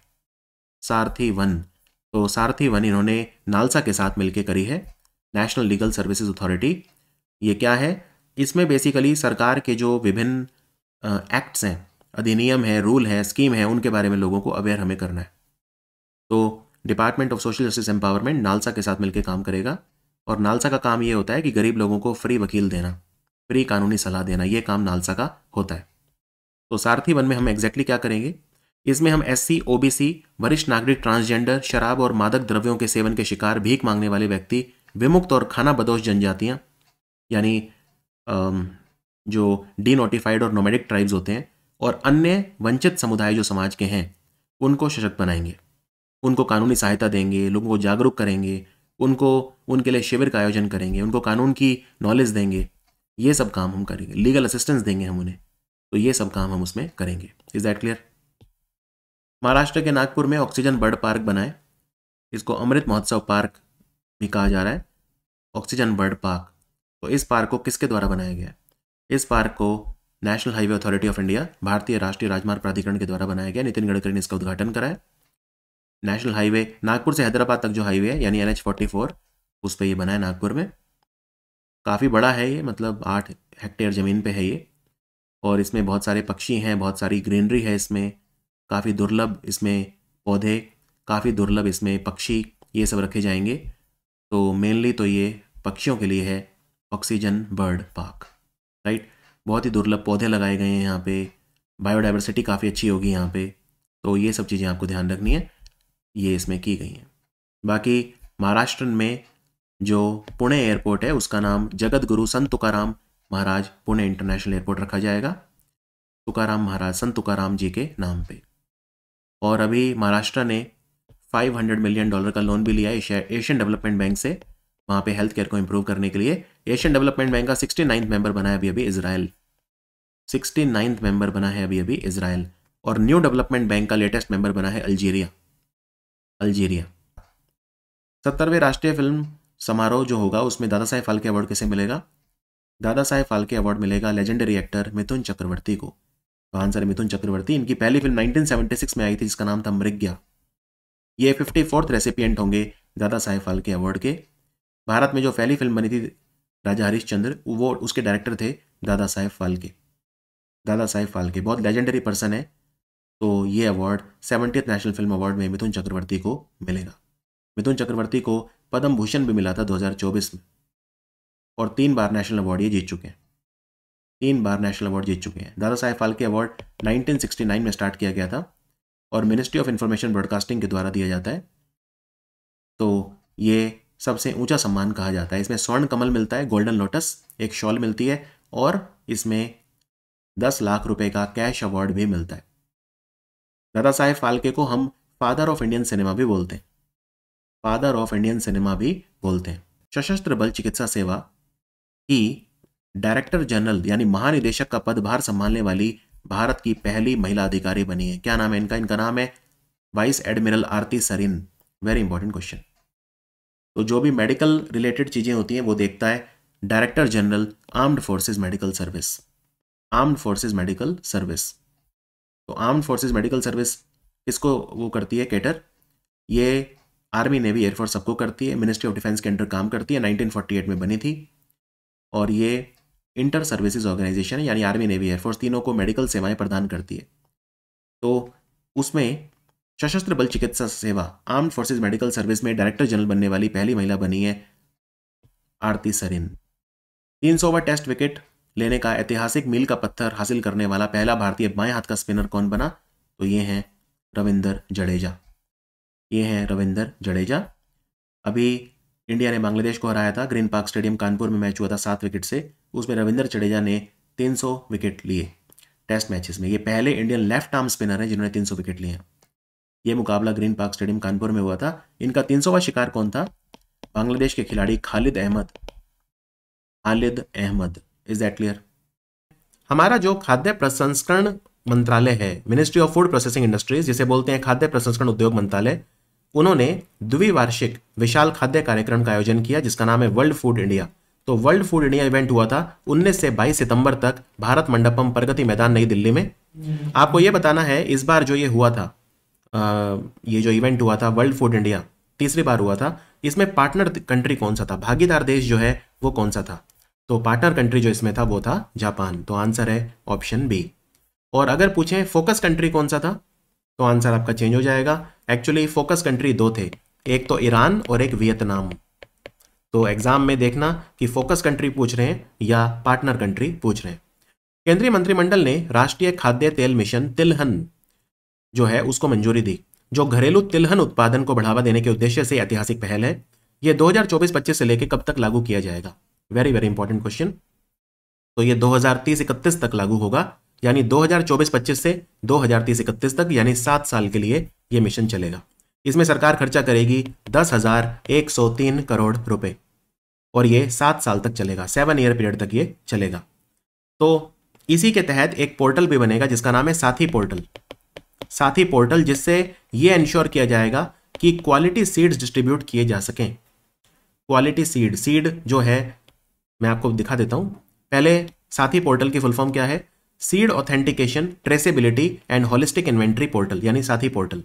क्योंकि उच्च गुणवत्ता वाले जो बीज हैं उनकी उपलब्धता हमें सुनिश्चित करनी है। गुणवत्ता वाले बीजों की समय पर उपलब्धता सुनिश्चित करने के लिए साथी पोर्टल भी बनाए। और इसमें बहुत सारे और भी कदम उठाए गए हैं, उन पे उतना इंपॉर्टेंट नहीं है, लेकिन सबसे मेन चीजें आपको बताता हूं। सबसे पहले इस मिशन को बोलते क्या है? National mission on edible oil, oil seed, जो सरसों का तेल, मूंगफली का तेल, सोयाबीन, सूरजमुखी, तिल का तेल वगैरह जो यूज होते हैं खाने में। तो इसमें हम क्या करेंगे? इसमें हम ये करेंगे, सबसे पहले तो हम अपना उत्पादन बढ़ाएंगे। तो जो तिलहन का उत्पादन है, जो अभी है लगभग आप कह सकते हैं 40 मिलियन टन के आसपास है हर साल, हमें 2030-31 जब तक ये योजना चलेगी उसको बढ़ा के लगभग 70 मिलियन टन करना है। एग्जैक्ट है 69.7 मिलियन टन। ये है इसका पहला टारगेट। ठीक है। दूसरा टारगेट ये है इसका कि जो प्रति हेक्टेयर पैदावार है, यानी पर हेक्टेयर ईल्ड, उसे हमें बढ़ाना है। अभी है लगभग 1353 किलोग्राम पर हेक्टेयर, उसे बढ़ा के 2112 किलोग्राम पर हेक्टेयर हमें करना है। ये उतना इंपॉर्टेंट टारगेट नहीं है, आपको मैं इंपॉर्टेंट वाले बता रहा हूं। फिर हमें घरेलू खाद्य तेल जो है उनका उत्पादन बढ़ाना है। 12.7 मिलियन टन से बढ़ा के 20.2 मिलियन टन हमें उसे करना है। तो ये ज्यादा इंपॉर्टेंट है, यानी हमें हर साल जो घरेलू खाद्य तेल हैं, यानी ऑयल सीड, तिलहन, तो घरेलू खाद्य तेल, उनका उत्पादन, ये तेल की बात हो रही है, तिलहन की बात नहीं हो रही। ये जो बात हो रही थी ये तिलहन की हो रही थी।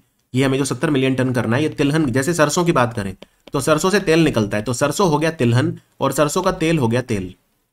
तो तिलहन यानी सरसों, तो सरसों का उत्पादन एक तरह से, तो जितने भी तिलहन है सबका उत्पादन बढ़ा के हमें 70 मिलियन टन करना है। 2030-31 तक 7 साल की योजना चलेगी। और जो तेल का उत्पादन है वो हमें बढ़ा के 20.2 मिलियन टन करना है। हमें क्या करना है? अभी प्रॉब्लम ये है, भारत में जितना भी हम ऑयल सीड देखते हैं, जितने भी तिलहन है, 57% हमारी रिक्वायरमेंट इंपोर्ट से पूरी होती है। हमें इसको आधा कर देना है 7 साल बाद। तो 7 साल बाद यानी 2030-31 तक हमें इसको कम करके 28% कर देना है। हमारी जो आयात पर निर्भरता है, हमें उसे 57% से कम करके 28% कर देना है 7 साल में। अंडरस्टूड? और आपको याद होगा प्रधानमंत्री मोदी ने एक मिशन और चलाया था, national mission on edible oil, oil palm, 2021 में चलाया था ये। तो ताड़ का जो तेल होता है, पाम ऑयल, ये मलेशिया इंडोनेशिया से खरीदते हैं, 2 देशों से। हमें इसमें भी आत्मनिर्भर धीरे धीरे बनना है।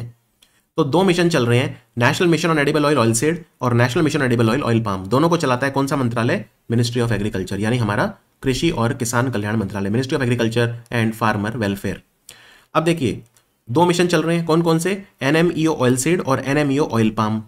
तो अगर दोनों को मिला दें तो कितना तेल हमें चाहिए, कितना तेल, तो हमें 2031 तक जो घरेलू खाद्य तेल है, अगर आप ऑयल पाम को भी मिला दें तो ये 20.2 मिलियन टन तो सिर्फ तिलहन का था, ऑयल सीड का था, इसमें पाम ऑयल नहीं था, लेकिन पाम ऑयल को भी मिला दें तो हमें इतना करना है, यानी 25.45 मिलियन टन करना है। यानी national mission on edible oil oil palm और national mission on edible oil oil seed दोनों को मिला के 25.45 मिलियन टन तेल का उत्पादन हमें भारत में करना है। 72% हमारी जरूरत पूरी हो जाएगी, 28% फिर हमारी सिर्फ आयात पर निर्भरता हो जाएगी। तो ये है हमारा क्वेश्चन, बहुत ही डिटेल में मैंने आपको ये पढ़ाया है। चलिए आगे बढ़ते हैं। 2026 में एशियन गेम्स होंगे, कहाँ पे होंगे, ये जापान के नागोया आइची नाम के शहर में होंगे। तो उसमें एक तो नॉर्मल गेम होंगे और एक पैरा गेम होंगे, एक साथ ही होते हैं, एक ही जगह पे होते हैं। उनके लिए शुभंकर क्या है, देखिए शुभंकर का कंसेप्ट आया है फायर और वाटर। ये लाल रंग का शुभंकर जो है ये फायर दिखाता है और जो ब्लू कलर का है ये वाटर दिखाता है, फायर और वाटर। तो पहली बात तो कहाँ होंगे, तो आंसर है जापान, आंसर है जापान। अब मैं इनके नाम आपको बता देता हूँ, ठीक है। तो पहले पैरा गेम्स वाला बताता हूँ। ये जो आप यहाँ पे देख रहे हैं कि पैरा गेम्स वाला जो मैस्कॉट है इसका क्या नाम है, तो इसका नाम है उजू मिन। ये जो ब्लू कलर वाला आप देख रहे हैं ये पैरा गेम्स के लिए है, इसका नाम है उजू मिन, UZUMIN, उजू मिन, ये इसका नाम है उजू मिन, ठीक है। बस इसमें कोई ज्यादा वो नहीं, बस नाम याद रख लो उजू मिन। अब आते हैं ये लाल रंग वाला जो है, तो ये भी देख लेना कि नॉर्मल गेम्स के लिए पूछ रहे हैं या पैरा गेम्स के लिए पूछ रहे हैं। तो ये एक टाइगर फिश है, ये एक तरह की मछली है, लाल रंग वाली एक तरह की मछली है, ये टाइगर फिश बोलते हैं इसे, और इसका नाम रखा है होनो होन, होनो होन। तो होनो होन है और जापान में वैसे तीसरी बार हो रहे हैं एशियन गेम्स, राइट। 1958 में हुए थे टोक्यो में और 1994 में हुए थे हिरोशिमा में। तो ये जो नागोया है ये तीसरा शहर है जापान का जिसमें एशियन गेम्स हो रहे हैं।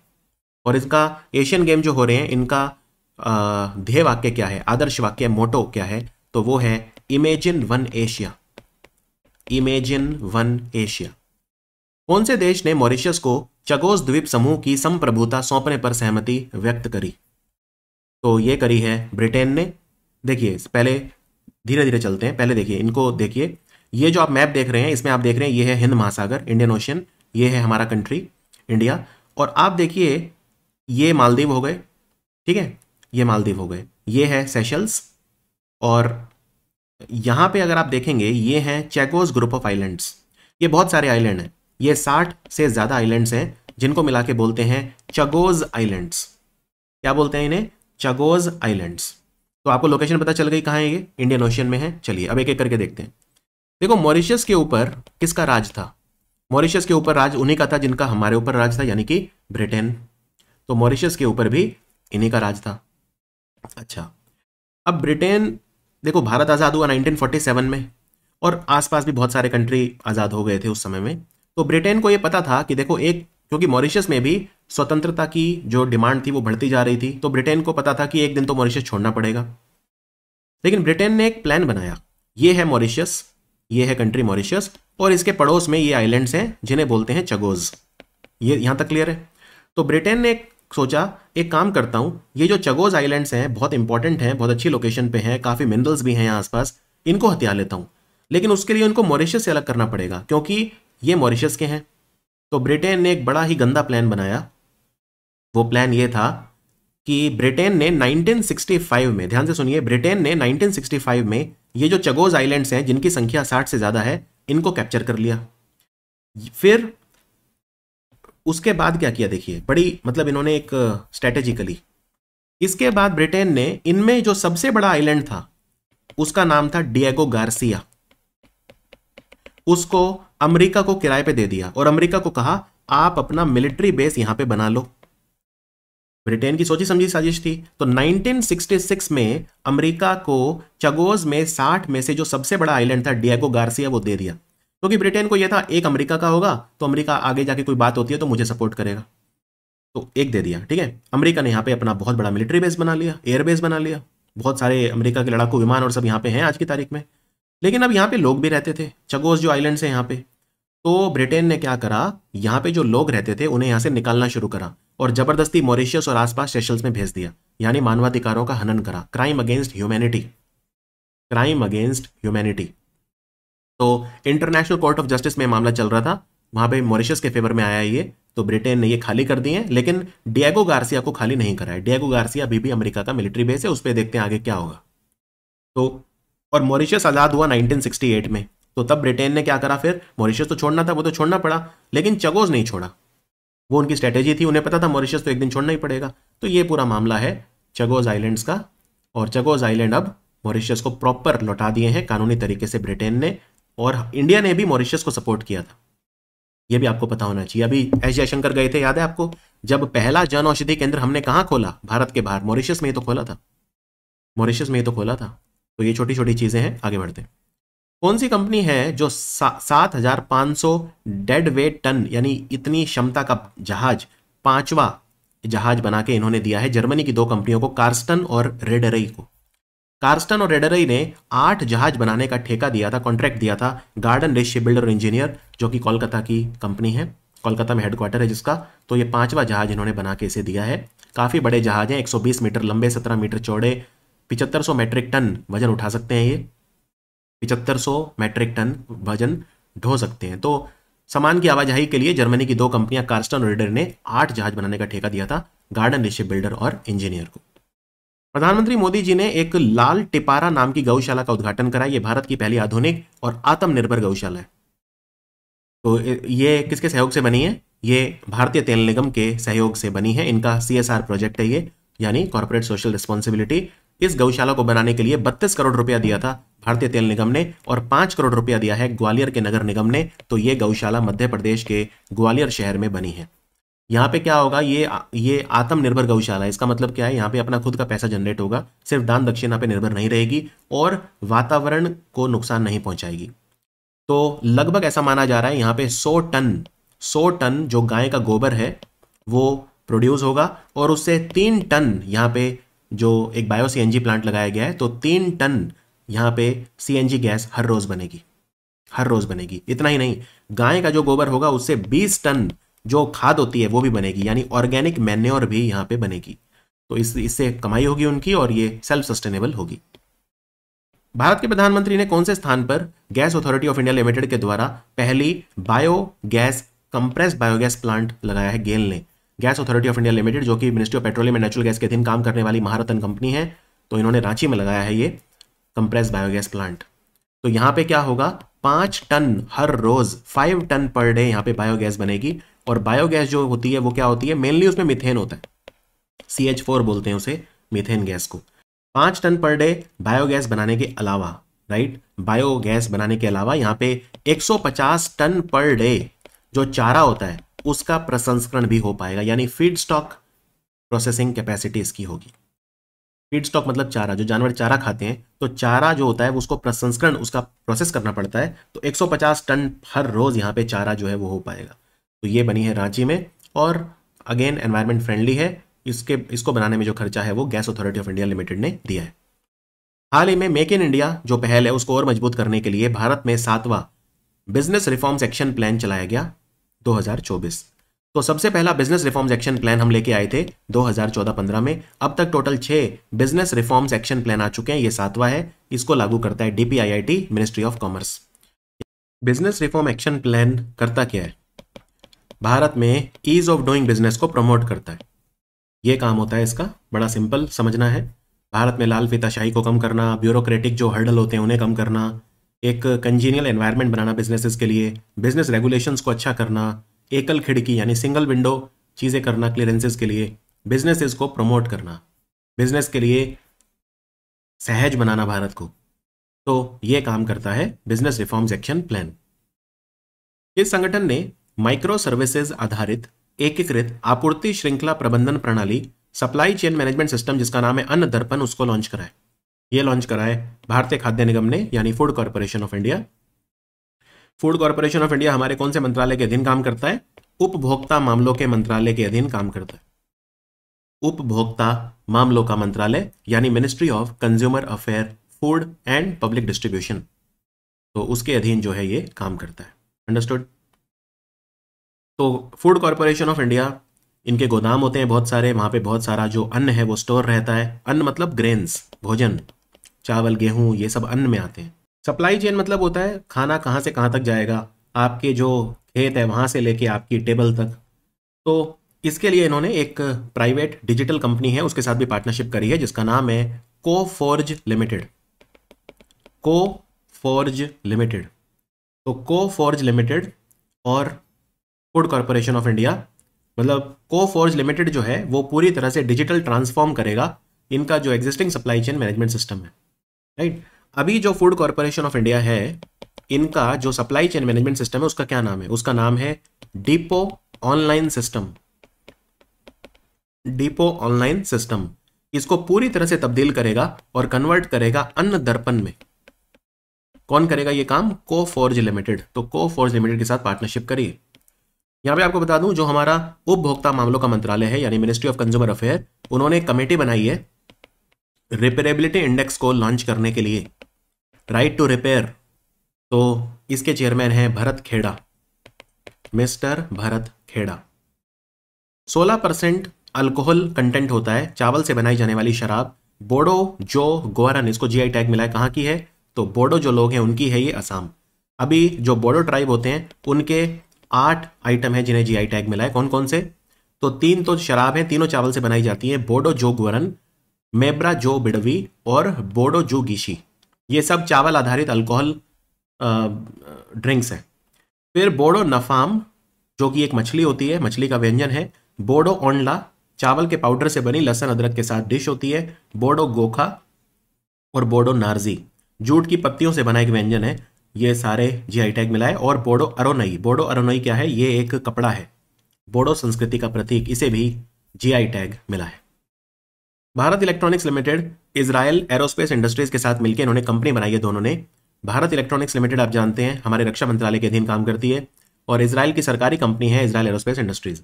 जो जॉइंट वेंचर कंपनी है, संयुक्त उद्यम कंपनी, इसका नाम है BELIAI aero systems private limited. ये भारत में क्या बनाएंगी? Medium range surface to air missile, मध्यम दूरी की, मध्यम मारक क्षमता की यानी मीडियम रेंज की सरफेस टू एयर मिसाइल बनाएंगी। इनका हेडक्वार्टर कहां होगा? इस कंपनी का हेडक्वार्टर दिल्ली में होगा।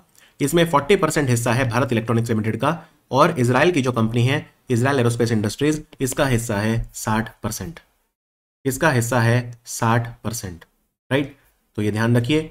और जो ये कंपनी है भारत इलेक्ट्रॉनिक्स लिमिटेड, इसको एक कॉन्ट्रैक्ट और मिला है अभी अभी कोचिन शिपयार्ड से, जहाज बनाने वाली कंपनी कोचिन शिपयार्ड से रडार बनाने का। तो ये भी कॉन्ट्रैक्ट अभी अभी मिला है कोचिन शिपयार्ड से। 850 करोड़ का कॉन्ट्रैक्ट है ये, मल्टी फंक्शन रडार बनाने का। कौन सी कंपनी है जो मोरक्को के साथ पार्टनरशिप करी है? ये इस तरह की युद्ध में काम आने वाली गाड़ियां, इनको बोलते हैं आर्मर्ड व्हीकल यानी हथियारों से लैस गाड़ियां। तो ये इन गाड़ियों का नाम है वैप 8x8 यानी व्हील्ड आर्मर्ड प्लेटफॉर्म। और 150 गाड़ियां चाहिए मोरक्को को। कौन बनाएगा भारत की तरफ से? टाटा एडवांस सिस्टम लिमिटेड इन्हें बनाएगा। Tata advance system limited, Morocco को ये चाहिए। मोरक्को जो है वो नॉर्थ अफ्रीका में एक कंट्री है। Mother Mary comes to me, mother Mary मेरे पास आई, ये किताब कौन लिखेगा? ये अगले साल रिलीज होगी 2025 में। अरुंधति रॉय की किताब है, जो जानी मानी लेखिका है। इन्होंने बहुत सारी किताबें लिखी हैं, जैसे the god of small things, जिसके लिए इन्हें बुकर प्राइज मिला था 1997 में। The ministry of utmost happiness, end of imagination, doctor and the saint, algebra of unified justice. आदिवासी समुदायों के लिए शैक्षिक बुनियादी ढांचे को बढ़ावा देने के लिए प्रधानमंत्री जी ने हाल ही में कितने एकलव्य मॉडल आवासीय विद्यालय, उनका उद्घाटन करा है। ये जो स्कूल है इनको चलाता कौन है? मिनिस्ट्री ऑफ ट्राइबल अफेयर, जनजातीय कार्य मंत्रालय। तो 40 एकलव्य मॉडल रेजिडेंशियल स्कूल का उद्घाटन प्रधानमंत्री मोदी ने किया। कहां से किया? हजारीबाग। तो एकलव्य मॉडल रेजिडेंशियल स्कूल, ये जो ट्राइबल बच्चे हैं उनके लिए होते हैं, शेड्यूल्ड ट्राइब चिल्ड्रन के लिए, रिमोट एरियाज में होते हैं। एक स्कूल में 480 बच्चे पढ़ते हैं, ठीक है, equal number of girls and boys, 240 लड़कियां 240 बॉयज, टोटल 480 स्टूडेंट। और ये स्कूल जो होते हैं क्लास 6 से क्लास 12 तक के लिए होते हैं, एकलव्य मॉडल रेजिडेंशियल स्कूल। तो 40 का तो उद्घाटन कराए और 25 की नींव रखी है, यानी 25 जो हैं बाद में बनेंगे। तो टोटल खर्चा आएगा 2800 करोड़ रुपए। क्या एकलव्य मॉडल रेजिडेंशियल स्कूल अभी बन रहे हैं या पहले से हैं? ऑब्वियसली पहले से हैं। एकलव्य मॉडल रेजिडेंशियल स्कूल जो है भारत में, ये स्कीम कब आई थी? ये स्कीम आई थी 1997-98 में, 1997-98 में ये EMRS यानी एकलव्य मॉडल रेजिडेंशियल स्कूल जो स्कीम है वो आई थी। कोई डाउट इसमें? और बाद में सरकार ने एक चीज़ कर दी थी, वो क्या? वो ये कर दी थी कि भारत का हर वो ब्लॉक जहाँ पे कम से कम 20,000 शेड्यूल्ड ट्राइब पॉपुलेशन है, कम से कम 20,000 ट्राइबल लोग रहते हैं, या वो ब्लॉक जहाँ पे कम से कम 50% आबादी शेड्यूल्ड ट्राइब पॉपुलेशन की है, वहाँ पे एक एकलव्य मॉडल रेजिडेंशियल स्कूल जरूर खोला जाएगा। कोई भी ऐसा भारत का ब्लॉक जहाँ पे या तो ट्राइबल आबादी 20,000 है मिनिमम, या 50% आबादी वहाँ की शेड्यूल्ड ट्राइब है, वहाँ पे एकलव्य मॉडल रेजिडेंशियल स्कूल जो है वो खोला जाएगा। अब ये जो नए एकलव्य मॉडल रेजिडेंशियल स्कूल बन रहे हैं, अब ये कितने सैंक्शन हुए हैं? तो 2018 से पहले हुए थे 288, और 2018 के बाद जो सैंक्शन हुए, राइट, 2018 के बाद कुछ 2018 से पहले सैंक्शन हुए थे और कुछ 2018 के बाद, तो 2018 के बाद हुए हैं 440। तो टोटल हमें Eklavya model residential school India में कितने बनाने हैं अभी? और टोटल हमें बनाने हैं 728। टोटल आप कैलकुलेट कर लो, 440 और 288 को आपस में जोड़ दो, तो 728 एकलव्य मॉडल रेजिडेंशियल स्कूल जो है वो भारत में बनेंगे। कब तक बनेंगे? मार्च 2026 तक। ये डेडलाइन रखी है प्रधानमंत्री मोदी ने, मार्च 2026 तक। तो 2021 से लेकर 2026 तक 5 सालों में कितना खर्चा होगा इस योजना में? 28,919 करोड़ रुपए, ऑलमोस्ट 30,000 करोड़ का खर्चा ऑलमोस्ट होगा। और 38,000 टीचर और नॉन टीचिंग स्टाफ मिला के रिक्रूट किया जाएगा इन स्कूल्स के लिए। 38,000 जो टीचिंग स्टाफ है वो रिक्रूट किया जाएगा। ये जो स्कूल हैं इनमें कितने बच्चे पढ़ेंगे 2026 तक? 3.5 लाख। 3.5 लाख जो ट्राइबल बच्चे हैं उनको क्वालिटी एजुकेशन में मिलेगा। तो 728 जो है स्कूल और बनेंगे, जो सैंक्शन हुए उनके बारे में मैंने आपको बता दिया है। तो ये कॉन्सेप्ट है हमारा एकलव्य मॉडल रेजिडेंशियल स्कूल का।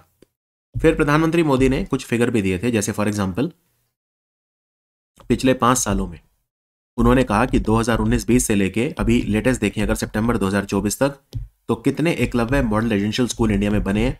170 कंस्ट्रक्ट हो चुके हैं और 240 ऐसे हैं जिनका कंस्ट्रक्शन अभी चल रहा है, मतलब जो अंडर प्रोग्रेस है। और इनमें से 328 स्कूल ऐसे हैं जिनमें स्मार्ट क्लासरूम बनाए हैं। स्मार्ट क्लासरूम कौन बनाता है? डिजिटल बोर्ड वगैरह लगा के मिनिस्ट्री ऑफ इलेक्ट्रॉनिक्स और आईटी। मिनिस्ट्री ऑफ इलेक्ट्रॉनिक्स और आईटी, और एक उनका डेटाबेस भी तैयार किया जाता है, उसके लिए एक पोर्टल भी है जिसका नाम है Eklavya model residential school MIS portal. तो एकलव्य मॉडल रेजिडेंशियल स्कूल में कितने स्टूडेंट हैं, कितने टीचर हैं, कितनी कंस्ट्रक्शन हो चुकी है, कितनी कंस्ट्रक्शन बाकी है, क्या प्रोग्रेस है, बच्चों की क्या प्रोग्रेस है, वो सारा डेटाबेस EMRS MIS पोर्टल पे रखा जाता है। तो एकलव्य मॉडल रेजिडेंशियल स्कूल काफ़ी इंपॉर्टेंट है ट्राइबल स्टूडेंट्स को क्वालिटी एजुकेशन देने के लिए। चलिए अब हम आते हैं, एक बहुत इंपॉर्टेंट अभियान चलाया गया है जिसका नाम है धरती आबा जनजातीय ग्राम उत्कर्ष अभियान। ये जो अभियान चलाया प्रधानमंत्री मोदी ने, झारखंड गए थे वो, वहाँ पे हजारीबाग गए थे, वहाँ से इसकी शुरुआत करी है। तो इसमें कितना खर्चा आएगा? इसमें खर्चा आएगा 79,156 करोड़ रुपीज़, यानी 79,156 करोड़ रुपए। ये अभियान क्या है? आपको याद होगा पिछले साल नवंबर 2023 में प्रधानमंत्री मोदी ने PM जन मन अभियान शुरू करा था, जिसमें खास तौर पे फोकस किया गया था जो अति संवेदनशील ट्राइबल ग्रुप हैं, पर्टिकुलरली वल्नरेबल ट्राइबल ग्रुप्स हैं इंडिया के, उन पे ये अभियान काफ़ी हिट रहा था। और वैसा ही अभियान है ये धरती आबा जनजातीय ग्राम उत्कर्ष अभियान। इनफैक्ट आपको एक चीज़ बताता हूँ, इस अभियान का नाम पहले प्रधानमंत्री मोदी ने कुछ और रखा था। इसका नाम पहले रखा था प्रधानमंत्री जनजातीय उन्नत ग्राम अभियान। प्रधानमंत्री जनजातीय उन्नत ग्राम अभियान, लेकिन नाम फिर चेंज कर दिया। अब जो फाइनल नाम रखा है वो है धरती आबा जनजातीय ग्राम उत्कर्ष अभियान। अब इस अभियान में क्या क्या होगा वो मैं आपको बताता हूँ। पहली बात तो जो ये पैसा इसमें खर्च होगा वो डिवाइड होगा सेंट्रल गवर्नमेंट और स्टेट गवर्नमेंट के बीच में। सेंट्रल गवर्नमेंट खर्च करेगी 56,333 करोड़ और स्टेट गवर्नमेंट का जो शेयर होगा वो होगा 22,823 करोड़ रुपए, यानी ऑलमोस्ट 70% खर्चा इसमें केंद्र सरकार करेगी और लगभग 30% खर्चा इसमें स्टेट गवर्नमेंट करेगी। कोई डाउट? कैबिनेट से अप्रूवल मिल गया था इस स्कीम को 18 सितंबर 2024 को। और ये किस डेट को लॉन्च हुआ है? कैबिनेट ने अप्रूव कर लिया था पहले, लॉन्च हुआ 2 अक्टूबर को, यानी गांधी जयंती के दिन प्रधानमंत्री मोदी ने इसको हजारीबाग से लॉन्च किया। अब इसमें होगा क्या और ये कब तक चलेगा? तो याद रखिए, ये चलेगा, अभी तो स्टार्ट हुआ है 2024-25 में 2 अक्टूबर को, और ये चलेगा 2028-29 तक, यानी 5 साल तक ये चलेगा। तो भारत के 17 मंत्रालय इसमें भाग लेंगे। वैसे तो ट्राइबल अफेयर मिनिस्ट्री का है ये, लेकिन 17 मंत्रालय इसमें मिलकर काम करेंगे और 25 हस्तक्षेप वो करेंगे, यानी 25 क्रिटिकल इंटरवेंशंस वो करेंगे, या आप ऐसे कहिए कि 25 काम वो करेंगे। तो कहां कहां पे करेंगे वो ये काम? भारत के 63,000 ट्राइबल विलेजेस में, यानी जनजातीय बहुल गांव में 63,000 ट्राइबल विलेजेस ये प्रेजेंट हैं भारत के 549 डिस्ट्रिक्ट्स में, और 5 करोड़ जो हमारी ट्राइबल पॉपुलेशन है उसको इससे फायदा होगा, और ये 30 स्टेट्स और यूनियन टेरिटरीज में मिला के चलाया जाएगा ये अभियान। तो इसमें 17 मंत्रालय मिलके 25 चीजें करेंगे। वो 25 चीजें क्या क्या करेंगे वो मैं आपको बता देता हूं। तो यहां पे देखिए, जैसे ग्रामीण विकास मंत्रालय वो पक्के घर बनवाएगा प्रधानमंत्री आवास योजना ग्रामीण के तहत 20 लाख ट्राइबल लोगों के लिए, और प्रधानमंत्री ग्राम सड़क योजना जिसको अगेन ग्रामीण विकास मंत्रालय चलाता है, उसके तहत 25,000 किलोमीटर की सड़कें बनवाएगा। ऐसे ही हमारा जो जल शक्ति मंत्रालय है हर घर में जल पहुंचाएगा, एवरी एलिजिबल विलेज, यानी 63,000 गांव में नल से जल पहुंचवाएगा। तो हर मंत्रालय को कुछ कुछ काम दिया हुआ है जो उन्हें करवाना है। तो 17 मंत्रालय हैं टोटल, मैं आपको दिखा देता हूं। ये देखिए 17 मंत्रालय हैं और टोटल जो ये काम करवाएंगे वो है 25। जैसे अब हमारा मिनिस्ट्री ऑफ टूरिज्म है, वो स्वदेश दर्शन योजना के तहत ट्राइबल होम स्टे बनाने के लिए पैसा देगा। अगर आप ट्राइबल होम स्टे बनाना चाहते हैं तो 5 लाख रुपए तक का आपको सपोर्ट मिनिस्ट्री ऑफ टूरिज्म देगा, राइट। और अगर कोई पुराना आपका घर है उसको आप रेनोवेट करना चाहते हैं और ट्राइबल होम स्टे बनाना चाहते हैं तो 3 लाख रुपए तक का फाइनेंशियल सपोर्ट आपको मिनिस्ट्री ऑफ टूरिज्म देगा। इसी तरह से हर मंत्रालय का कुछ ना कुछ काम है। जैसे टेलीकॉम मंत्रालय, ये 5,000 विलेजेस को टारगेट करेगा। आयुष मंत्रालय जो है 700 पोषण वाटिका बनाएगा। इसी तरह से शिक्षा मंत्रालय हमारा 1,000 हॉस्टल बनाएगा। तो 17 मंत्रालय मिलकर 25 हस्तक्षेप करेंगे। ये है हमारा धरती आबा जनजातीय ग्राम उत्कर्ष अभियान जो प्रधानमंत्री मोदी ने शुरू करा है 5 साल के लिए। Very very important question. सरकार ने घोषणा करी है कि जो हमारी विभिन्न लघु बचत योजनाएं हैं, स्मॉल सेविंग स्कीम, उन पे ब्याज दरें आ गई हैं अगले 3 महीनों के लिए, अक्टूबर से दिसंबर। हर 3 महीने के बाद वित्त मंत्रालय बताता है कि स्मॉल सेविंग स्कीम पे आपको कितना ब्याज मिलेगा। तो पब्लिक प्रोविडेंट फंड में आपको कितना मिलेगा ब्याज, ये क्वेश्चन पूछा है। तो आंसर है 7.1%। आपको दिखा देता हूं। तो यहाँ पे हम इंटरेस्ट रेट देख लेते हैं। किसान विकास पत्र में आपको मिलेगा 7.5%। इस हिसाब से आपका पैसा 115 महीनों में डबल हो जाएगा। किसान विकास पत्र में मनी डबल हो जाता है मैच्योरिटी पे। सुकन्या समृद्धि में 8.2, सीनियर सिटीजन सेविंग स्कीम में भी 8.2, पब्लिक प्रोविडेंट फंड में 7.1 और नेशनल सेविंग सर्टिफिकेट में 7.7%। ठीक है, तो ये है हमारी स्मॉल सेविंग स्कीम में। और अभी सरकार ने एक ये भी बताया था कि स्मॉल सेविंग स्कीम कुछ ऐसे हैं जो बहुत तेजी से ग्रो कर रहे हैं। जैसे सुकन्या समृद्धि में 41% का ग्रोथ देखने को मिला है और सीनियर सिटीजन सेविंग स्कीम में 28% का ग्रोथ देखने को मिला है। तो ये 2 ऐसे हैं जिनमें काफ़ी ज़्यादा ग्रोथ देखने को मिल रहा है। तो स्मॉल सेविंग स्कीम काफ़ी ज़्यादा लोकप्रिय होते नजर आ रहे हैं। Institute for management development, IMD बोलते हैं जिसे, ये बहुत फेमस इंस्टीट्यूट है स्विट्जरलैंड के शहर लॉज़ेन में। उन्होंने वर्ल्ड टैलेंट रैंकिंग दी है। इसमें 67 कंट्रीज में इंडिया का क्या रैंक है? 67 कंट्रीज में इंडिया की रैंक है 58। आप यहाँ पे देख सकते हैं इंडिया की रैंक है 58 और आखिरी 67 में लास्ट रैंक है मंगोलिया की। इंडिया का स्कोर है 40.47 और पिछले साल हमारी रैंक थी कितनी थी? 56 थी। तो 2 पायदान हम नीचे खिसक गए हैं। नंबर 1 कंट्री है वर्ल्ड टैलेंट रैंकिंग में स्विट्जरलैंड, नंबर 2 पे सिंगापुर और नंबर 3 पे है लग्जमबर्ग। तो ये है ग्लोबल टैलेंट रैंकिंग। हाल ही में प्राप्त जानकारी के अनुसार शहरी शासन सूचकांक में किस राज्य ने टॉप किया है? अर्बन गवर्नेंस इंडेक्स, शहरी शासन सूचकांक, तो इसको टॉप किया है केरला ने। तो आंसर है केरल। मैं आपको दिखा देता हूं। ये वैसे किसने दिया है? ये अर्बन गवर्नेंस इंडेक्स को किसने दिया है? प्रजा फाउंडेशन जो कि मुंबई महाराष्ट्र में लोकेटेड है। तो केरला जो है इसमें नंबर 1 रहा। यह स्टडी करवाई गई थी 2023 से 2024 तक 43 शहरों में, भारत के 28 राज्य, 2 यूनियन टेरिटरी और NCT ऑफ दिल्ली मिला के। तो एक तरह से 28 राज्य, 2 यूनियन टेरिटरी और दिल्ली। उनमें ये स्टडी कराई गई थी। तो आप देख सकते हैं रैंकिंग में केरला जो है वो नंबर 1 था ओवरऑल, ओडिशा जो है वो नंबर 2 पे था, और लास्ट में था नागालैंड। नागालैंड की रैंक सबसे पुअर थी, सबसे पीछे जो रैंक थी वो थी नागालैंड की। अंडरस्टूड?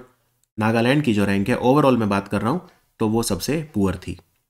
और ये जो इंडेक्स है ये 4 चीज़ों से मिलकर बना है: empowered city, elected representative and legislative structure, empowered city administration, empowered citizen और फिस्कल एम्पावरमेंट। राइट? तो ओवरऑल जो सबसे कम स्कोर था वो नागालैंड का था। नागालैंड का स्कोर था सिर्फ 19.57। दूसरा सबसे कम स्कोर था मणिपुर का, नीचे से सेकंड था मणिपुर, और केरला नंबर 1 था। ओडिशा आप देख सकते हैं केरला का स्कोर 59.31, ओडिशा का स्कोर था 55.10, महाराष्ट्र नंबर 3 पे था, छत्तीसगढ़ नंबर 4 पे था। तो ये आपको ध्यान रखना है इंडेक्स।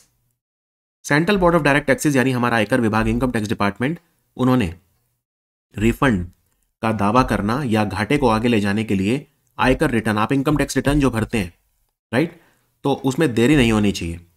तो अगर आप देरी से दाखिल करेंगे इनकम टैक्स रिटर्न तो आपका जैसे कोई रिफंड वगैरह आना है या वो फिर आपको नहीं दिया जाएगा, राइट।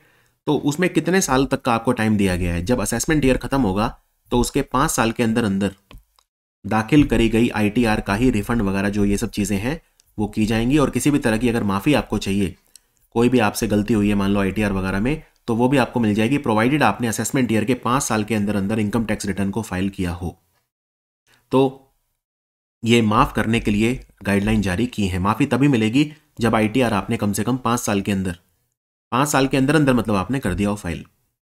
इसके अलावा एक जो प्रधान आयकर आयुक्त होता है, प्रधान आयकर आयुक्त मतलब principal commissioner of income tax, वो 1 करोड़ तक की माफ़ी आपको दे सकता है। मुख्य आयकर आयुक्त जो होता है यानी chief commissioner of income tax, वो आपको 1 से 3 करोड़ तक के बीच में माफ़ी दे सकता है। और प्रधान आयकर आयुक्त यानी जो प्रिंसिपल चीफ कमिश्नर होता है, ये प्रिंसिपल कमिश्नर है और ये प्रिंसिपल चीफ कमिश्नर है, ये प्रधान आयकर आयुक्त है, राइट। और ये अब हिंदी में वो ट्रांसलेट करेंगे तो वही आ जाएगा, लेकिन ये है principal chief commissioner, principal chief commissioner, ये है प्रिंसिपल कमिश्नर, चीफ नहीं। तो ये आयकर आयुक्त कह लो इसे आप, प्रधान आयकर आयुक्त, और ये भी लिखा है प्रधान आयकर आयुक्त, लेकिन एक्चुअली में ये इंग्लिश में है principal chief commissioner, principal chief commissioner. वो प्रिंसिपल मतलब भी प्रधान और चीफ मतलब भी प्रधान, इसलिए यहां पे प्रधान ही कर दिया उसने। तो प्रिंसिपल चीफ कमिश्नर 3 करोड़ से ज्यादा के माफी आपको दे सकता है, और मुख्य आयकर आयुक्त यानी chief commissioner of income tax जिसे बोलते हैं 1 से 3 करोड़, और प्रधान आयकर आयुक्त यानी principal commissioner of income tax जिसको बोलते हैं CSIT, प्रिंसिपल CSIT या CSIT, वो आपको 1 करोड़ तक की माफी दे सकता है। लेकिन ज़्यादा इंपॉर्टेंट बस यही है, 5 साल की समय सीमा है दावों के दाखिल करने की जो सीमा है, और ये गाइडलाइन 1 अक्टूबर 2024 से लागू हो जाएंगी। हाल ही में प्राप्त जानकारी के अनुसार भारतीय सेना निम्नलिखित में से किस संस्थान के सहयोग से राष्ट्र निर्माण में प्रेरक ड्राइवर्स इन nation building fuelling growth through comprehensive security के थीम के साथ चाणक्य रक्षा वार्ता का आयोजन कर रही है? चाणक्य डिफेंस डायलॉग, तो क्लॉज के साथ मिलकर कर रहे हैं, यानी centre for land warfare studies. इसको मेजर विवेक जैकब ने शुरू करा था। आप इनका इंटरव्यू जरूर देखना विवेक जैकब का। तो विवेक जैकब जो है इन्होंने इसको शुरू किया था। विवेक जैकब के मैं काफ़ी सारे इंटरव्यूज़ देख चुका हूँ। तो क्लॉज नाम का इन्होंने एक विचार मंच दिल्ली में शुरू करा था, और नई दिल्ली में ही ये इवेंट हुआ था, चाणक्य डिफेंस डायलॉग। तो भारतीय सेना ने क्लॉज के साथ मिलकर इसका आयोजन किया। कम्युनिकेबल डिजीज कंट्रोल कैंपेन या संचारी रोग नियंत्रण अभियान कहाँ पे स्टार्ट हुआ है? यूपी में स्टार्ट हुआ है। यूपी में स्टार्ट हुआ है ये। संचारी रोग क्या होते हैं? जो या तो एक मानव से दूसरे मानव में फैलते हैं, या मच्छर के काटने से फैलते हैं, या हवा के रास्ते से फैलते हैं, उन्हें कम्युनिकेबल डिजीज या संचारी रोग कहते हैं। जैसे मलेरिया, डेंगू, चिकनगुनिया, ट्यूबरकुलोसिस है, ये सब, राइट। तो इनका उन्मूलन के लिए एक अभियान चलाया है, संचारी रोग नियंत्रण अभियान यूपी में चलाया है। इसको लखनऊ के अलीगंज से शुरू किया गया। डोर टू डोर कैंपेन है। इसमें स्पेशल टीमें बनेंगी और सरकारी जो बहुत सारे विभाग मिलकर काम करेंगे। ये टीमें डोर टू डोर जाएंगी और लोगों को इन रोगों के बारे में सचेत करेंगी। मैक्सिको की पहली महिला राष्ट्रपति कौन बनी है? ये जानी मानी क्लाइमेट साइंटिस्ट है, इनका नाम है क्लॉडिया शेनबॉम। Claudia Sheinbaum. और मैक्सिको में राष्ट्रपति एक ही बार बन सकते हो आप, 6 साल के लिए। तो ये मैक्सिको की पहली वुमेन प्रेसिडेंट बनी है। भारतीय प्रतिस्पर्धा आयोग ने भारत सीरम और वैक्सीन लिमिटेड कंपनी ये खरीद लिया किसने, इसको मंजूरी दे दी है मैनकाइंड फार्मा, दिल्ली की कंपनी है मैनकाइंड फार्मा। इन्होंने भारत सीरम और वैक्सीन, जिसका कॉर्पोरेट ऑफिस जो है वो जो नावी मुंबई है वहां पे है, उस कंपनी को खरीद लिया है। ये डील हुई है 13,630 करोड़। ये फुल एक्विजिशन हुई है, पूरी 100% एक्विजिशन हुई है। हाल ही में केंद्रीय मंत्रिमंडल ने प्रमुख बंदरगाहों और डॉक लेबर बोर्ड के जो कर्मचारी या जो श्रमिक हैं उनके लिए मौजूदा उत्पादकता से जुड़े पुरस्कार, इस योजना का नाम है PLR, प्रोडक्टिविटी लिंक्ड रिवॉर्ड योजना। इसको ये शुरू हो गई थी 2020-21 और ये चलेगी 2025-26 तक। इसमें कुछ संशोधन करे हैं। तो ये जो प्रोडक्टिविटी लिंक्ड रिवॉर्ड योजना है, इसकी गणना प्रति माह कितने रुपए तक बोनस की गणना के लिए वेतन सीमा पर की गई है।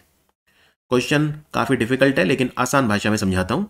इस तरह के क्वेश्चन से ही पता चलता है आपकी करंट अफेयर्स पे होल्ड कितनी है। पहली बात तो ये जो योजना है प्रोडक्टिविटी लिंक्ड रिवॉर्ड, इसको प्रोडक्शन लिंक्ड इंसेंटिव योजना से कंफ्यूज मत करना। PLI स्कीम अलग है। PLI स्कीम हमारे 14 सेक्टर में चलती है इकोनॉमी के, और ये मैन्युफैक्चरिंग को बढ़ाने के लिए होती है। जितना ज़्यादा प्रोडक्शन करोगे उतना ज़्यादा सरकार आपको इंसेंटिव देगी। बड़ा सिंपल सा है। ये योजना अलग है, इसका इससे कोई लेना देना नहीं है। ये है प्रोडक्शन लिंक्ड इंसेंटिव और ये है प्रोडक्टिविटी लिंक्ड रिवॉर्ड, दोनों बिल्कुल अलग हैं। अब ये प्रोडक्टिविटी लिंक्ड रिवॉर्ड क्या है, इससे पहले इसके पीछे जो सोच है वो बताता हूं। भारत में ये योजना, पहली बात किसकी है, ये योजना है ministry of port shipping and waterways की। हमारा जो बंदरगाह मंत्रालय है, ministry of port shipping and waterway, तो उनकी ये योजना है, राइट। और इसको वैसे टेक्निकल भाषा में बोलते हैं पतन, पोत परिवहन और जल मार्ग मंत्रालय। पतन, पोत परिवहन और जल मार्ग मंत्रालय से बोलते हैं, ministry of port shipping and waterway. उन्होंने योजना शुरू करी थी 2020-21 में। इसमें यह कहा था, देखो 20,000 से ज़्यादा लोग हैं जो काम करते हैं बंदरगाहों पे, और जो डॉक लेबर वगैरह पे काम करते हैं, जो डॉकिंग होती है जहाँ पे जहाज़ों की सामान उतारना चढ़ाना, बंदरगाहों पे काम करना, ये सब काम वो करते हैं, 20,000 से ज़्यादा। उनको कैसे मोटिवेट किया जाए, तो मोटिवेट करने का जो वर्कर होते हैं बड़ा अच्छा तरीका ये होता है कि आप उन्हें बोनस दो, कि कंपनी अगर अच्छा परफॉर्म करे तो आप उन्हें बोनस दो। तो इन्होंने कहा ठीक है, तो यानी कि हम मेजर करेंगे क्या, हम पोर्ट परफॉर्मेंस मेजर करेंगे। पोर्ट परफॉर्मेंस, हमारे बंदरगाह जो है वो कैसा परफॉर्म कर रहे हैं, यानी हमारे जो मेजर पोर्ट है, प्रमुख बंदरगाह, भारत में 13 मेजर पोर्ट है, 13 प्रमुख बंदरगाह हैं, तो 13 पोर्ट्स का हम परफॉर्मेंस जो है वो मेजर करेंगे। अच्छा, मेजर करने के आप दो तरीके होते हैं, या तो आप सारे पोर्ट्स का परफॉर्मेंस एक साथ लेके मेजर करो, यानी ऑल इंडिया पोर्ट परफॉर्मेंस, आप अखिल भारतीय बंदरगाह प्रदर्शन, ऑल इंडिया पोर्ट परफॉर्मेंस, कि भाई सारे 13 के 13 पोर्ट्स का परफॉर्मेंस कैसा रहा पिछले साल के मुकाबले, उस हिसाब से बोनस दो। लेकिन ये कोई बहुत अच्छा तरीका नहीं है। क्यों? क्योंकि मान लेते हैं 13 पोर्ट्स में से 6 पोर्ट ऐसे हैं जिनका परफॉर्मेंस उतना अच्छा नहीं है, मतलब स्टैग्नेंट है, ना नीचे जा रहे हैं ना ऊपर जा रहा है, और 7 पोर्ट ऐसे हैं जिनका परफॉर्मेंस बहुत ही ज़्यादा उत्तम है पिछले साल के मुकाबले। तो ओवरऑल परफॉर्मेंस अगर आप देखेंगे 13 पोर्ट्स का परफॉर्मेंस, वो तो ऊपर ही जाएगा ना, लेकिन उसमें वो पोर्ट छुप जाएंगे जिनका परफॉर्मेंस उतना अच्छा नहीं है। तो आपको लगेगा हमारा तो सारे ही पोर्ट अच्छा परफॉर्म कर रहे हैं क्योंकि सबका परफॉर्मेंस मिला के हम देख रहे हैं। तो ठीक है, हमें सबका भी मिला के देखना है, नो डाउट देखना है, लेकिन इसकी कुछ वेटेज कर दो।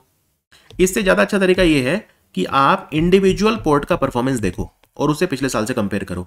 जैसे टूटिकोरिन पोर्ट मेजर पोर्ट है, तो टूटिकोरिन पोर्ट जो है उसका पिछले साल के मुकाबले परफॉर्मेंस कैसा है। जवाहरलाल नेहरू पोर्ट जो है नावा शेवा मुंबई में, नावी मुंबई, उसका परफॉर्मेंस पिछले साल के मुकाबले कैसा है। टूटिकोरिन वाला तमिलनाडु में जो है उसका परफॉर्मेंस पिछले साल के मुकाबले कैसा है। मुंद्रा पोर्ट, कांडला पोर्ट, इनका पिछले साल के मुकाबले कैसा परफॉर्मेंस है।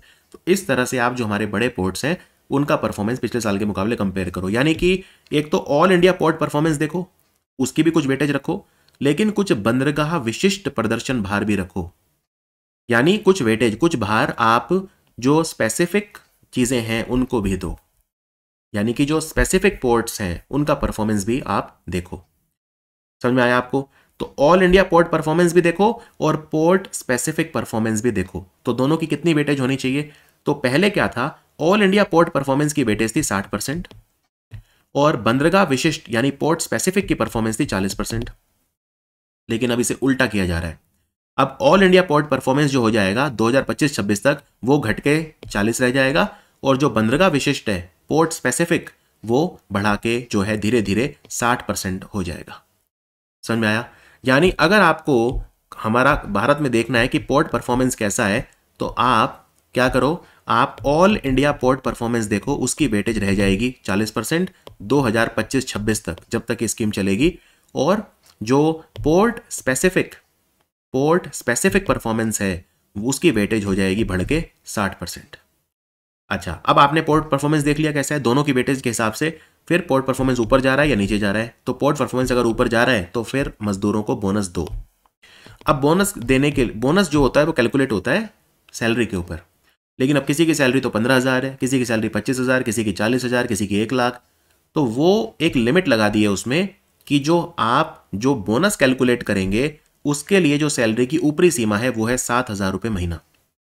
यानी अगर आपकी सैलरी 40,000 रुपये महीना है तो भी आपको बोनस 7,000 रुपये महीना के हिसाब से मिलेगा सबको। तो ये योजना है, इसको बोलते हैं प्रोडक्टिविटी लिंक्ड रिवॉर्ड, यानी अगर प्रोडक्टिविटी यानी उत्पादकता बढ़ेगी तो आपको रिवॉर्ड भी मिलेगा। तो ये योजना किसकी है? बंदरगाह, जहाज रानी और जलमार्ग मंत्रालय, यानी पतन, पोत परिवहन और जलमार्ग मंत्रालय, अलग अलग नाम है हिंदी में, कोई ऐसी बात नहीं है। ये योजना चलेगी 5 साल के लिए, 2021 से 2025-26 तक। 200 करोड़ रुपए का खर्चा इसमें सरकार 5 साल में करेगी और 20,704 कर्मचारी हैं जिन्हें फायदा होगा। ये वो कर्मचारी हैं जो हमारे प्रमुख बंदरगाहों पे काम करते हैं या डॉक लेबर बोर्ड में काम करते हैं। अब समझ में आ गया आपको? चलिए अब आगे बढ़ते हैं। केंद्रीय मंत्रिमंडल ने 5 भाषाओं को शास्त्रीय भाषा का दर्जा देने को मंजूरी दी है। ये शास्त्रीय भाषा क्या होती है? इसके कुछ क्राइटेरिया होते हैं। क्या क्राइटेरिया होते हैं? क्राइटेरिया मैं आपको पहले क्राइटेरिया दिखाता हूं। देखो, ये भाषा बहुत पुरानी होनी चाहिए, बहुत प्राचीन होनी चाहिए, कम से कम 1500 से 2000 सालों का इतिहास इसका होना चाहिए, वो भी डॉक्यूमेंटेड सबूत के साथ, राइट। तो 1500 से 2000 साल पुरानी भाषा होनी चाहिए कम से कम। इसके बहुत सारे प्राचीन साहित्य या ग्रंथ होने चाहिए, बड़े बड़े लोगों के द्वारा लिखे हुए ग्रंथ या ये सब होने चाहिए। कई पीढ़ियों की विरासत होनी चाहिए, उस भाषा की हेरिटेज होनी चाहिए। ज्ञान ग्रंथ होने चाहिए, कविताएं होनी चाहिए, पुरालेख, शिलालेख, मतलब पत्थरों के ऊपर लिखी हुई होनी चाहिए, पुराने पाषाण के ऊपर इंस्क्रिप्शन जो होते हैं, शिलालेख, पुरालेख, अभिलेख, इस तरह के कई क्राइटेरिया होते हैं।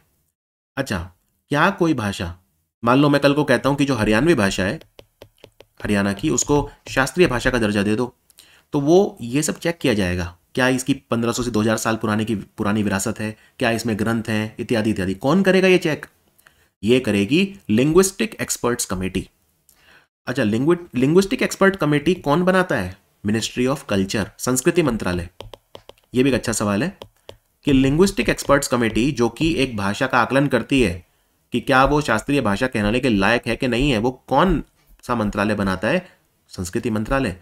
अब संस्कृति मंत्रालय में तो बहुत सारे डिपार्टमेंट हैं, बहुत सारे संगठन हैं, तो कौन सा संगठन इसके लिए लिंग्विस्टिक एक्सपर्ट्स कमेटी के लिए नोडल एजेंसी का काम करता है? वो है साहित्य अकेडमी। साहित्य अकेडमी, समझ में आया आपको? तो अगर आपसे पूछें कि जो लिंग्विस्टिक एक्सपर्ट्स कमेटी है, लिंग्विस्टिक एक्सपर्ट्स कमेटी जो है उसके लिए नोडल उसका काम कौन करता है, तो आंसर है साहित्य अकेडमी। और साहित्य अकेडमी एक ऑटोनॉमस ऑर्गेनाइजेशन है जो संस्कृति मंत्रालय के अधीन काम करती है। अच्छा, भारत में कौन सी भाषाएं ऐसी थी जो पहले क्लासिकल लैंग्वेजेस का दर्जा जिन्हें मिला हुआ था? तो तमिल भारत की पहली भाषा थी जिसे शास्त्रीय भाषा का दर्जा मिला था, और वो थी तमिल। ये पहली भाषा थी, इसे 2004 में शास्त्रीय भाषा का दर्जा मिला था। संस्कृत दूसरी थी, संस्कृत को 2005 में, तमिल को 2004 में, तेलुगु और कन्नड़ दोनों को 2008 में, मलयालम को 2013 में और उड़िया को 2014 में। यानी 2014 और अब चल रहा है 2024, यानी 10 साल से किसी भी भाषा को क्लासिकल लैंग्वेज, शास्त्रीय भाषा का दर्जा नहीं दिया गया। ये 6 भाषाएं थी, इन्हें मिला हुआ था।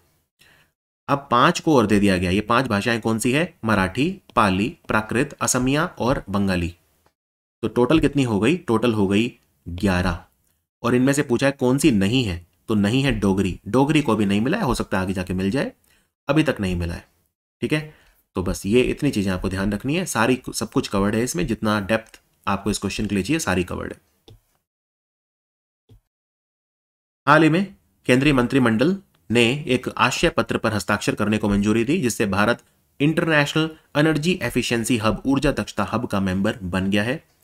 किस संगठन या कंपनी को भारत की ओर से इस हब में इंप्लीमेंटिंग एजेंसी के रूप में नामित किया गया? बड़ा अच्छा सवाल है। एक अंतर्राष्ट्रीय संगठन है जिसको बोलते हैं एनर्जी एफिशिएंसी हब, यानी ये ऊर्जा दक्षता के लिए काम करता है। ऊर्जा दक्षता क्या होती है? ऊर्जा दक्षता का एक एग्जांपल देता हूं आपको।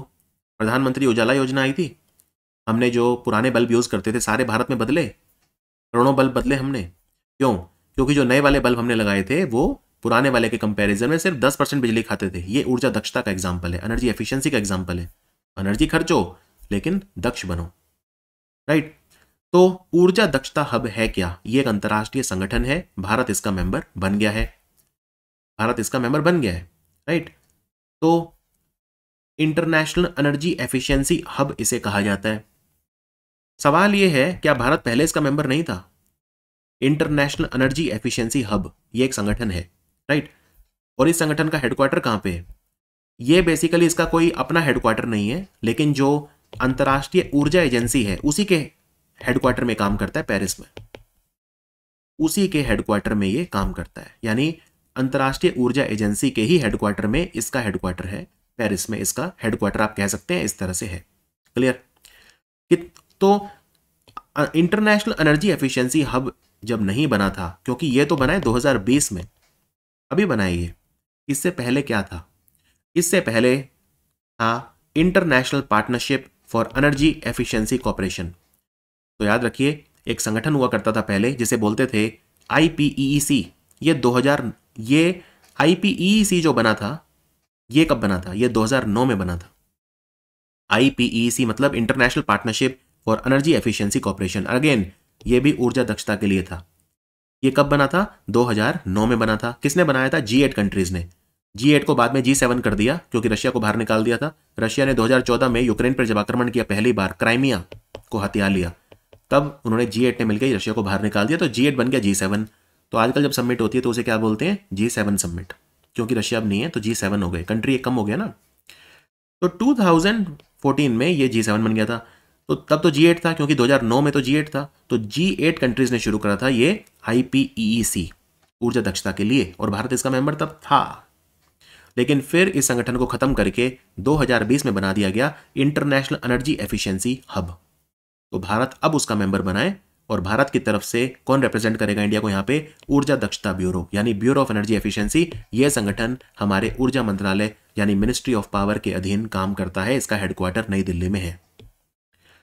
अब कितने कंट्रीज के मेंबर हैं इंटरनेशनल एनर्जी एफिशिएंसी हब के, जिसका भारत अभी अभी मेंबर बना है, IEEH? तो 16 कंट्रीज के मेंबर हैं। अर्जेंटीना, ऑस्ट्रेलिया, ब्राजील, कनाडा, चीन, डेनमार्क, ये सब तमाम सारे कंट्रीज के मेंबर हैं। और भारत एक तरह से अब कह सकते हो 17वां मेंबर इसका बना है। तो इसका सचिवालय फ्रांस की राजधानी पेरिस में अंतर्राष्ट्रीय ऊर्जा एजेंसी के परिसर में ही है। हाल ही में प्राप्त जानकारी के अनुसार पेट्रोलियम एवं प्राकृतिक गैस विनियामक बोर्ड, जिसको बोलते हैं petroleum and natural gas regulatory board, ये काम करता है हमारे ministry of petroleum and natural gas के अधीन। इन्होंने गैस ट्रांसमिशन, गैस की मार्केटिंग वगैरह जो है, या गैस ट्रांसमिशन और गैस की मार्केटिंग, इन क्षेत्रों में मोनोपोलीज को समाप्त करने के लिए कमेटी बनाई है। भारत में गैस मार्केटिंग और गैस की जो ट्रांसमिशन है उसमें मोनोपोली है कंपनियों की, कईयों की, तो वो हमें खत्म करनी है। इसके लिए कमेटी बनाई है। इस कमेटी के चेयरमैन कौन बने हैं? इसमें 8 मेंबर हैं इस कमेटी में, और अजय त्यागी बने हैं इसके चेयरमैन। अजय त्यागी सेबी के चेयरमैन थे पहले, अब वो इस कमेटी के चेयरमैन बने हैं, राइट। सेबी की चेयरमैन अभी कौन है? मधाबी पुरी बुक। तो अजय त्यागी इस कमेटी के चेयरमैन बने हैं। बहुत इंपॉर्टेंट कमेटी है, 8 मेंबर कमेटी है, और इसको अपनी रिपोर्ट 3 महीनों में सबमिट करनी है।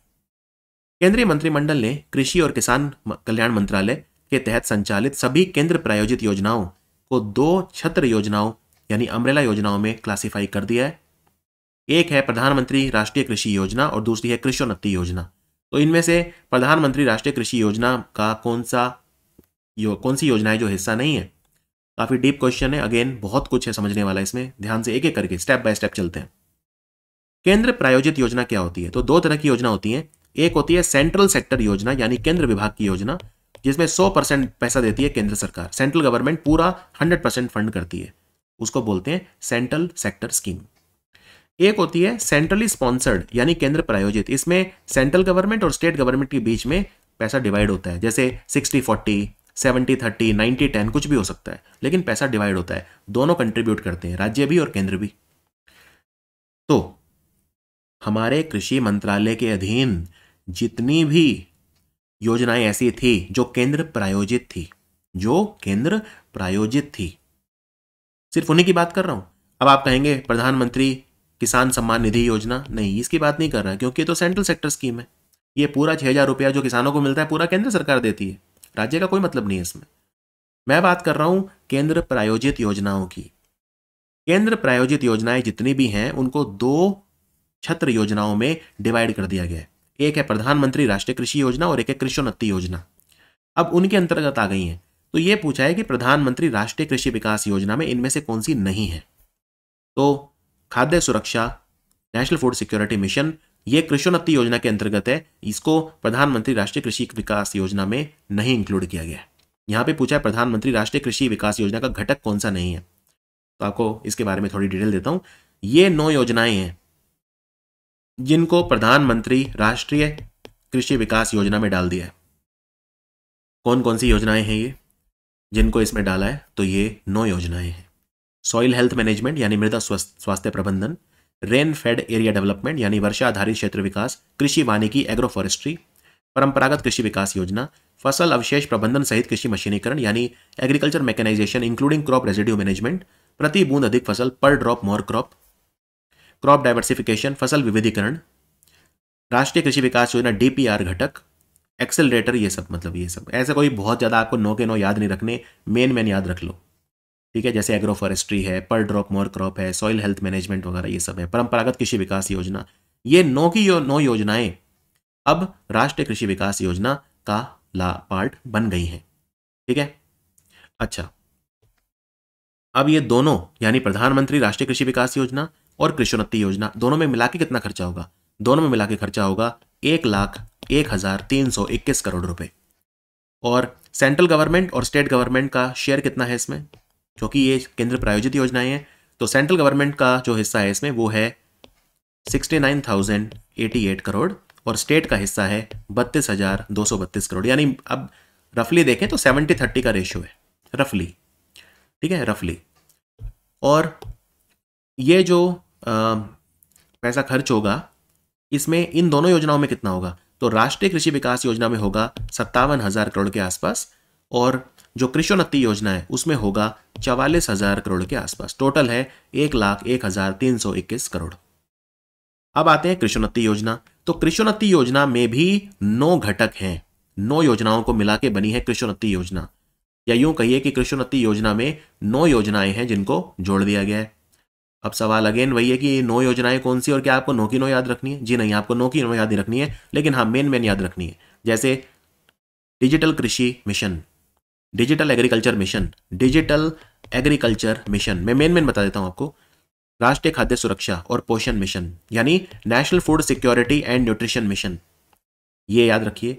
एक national mission on edible oil palm, ये मैंने आपको पढ़ाया था, national mission on edible oil palm, और national mission on edible oil seeds यानी तिलहन और ऑयल पाम यानी ताड़ का तेल, पाम ऑयल जो मलेशिया और इंडोनेशिया से खरीदते हैं, उसमें हम आत्मनिर्भर बनना चाहते हैं।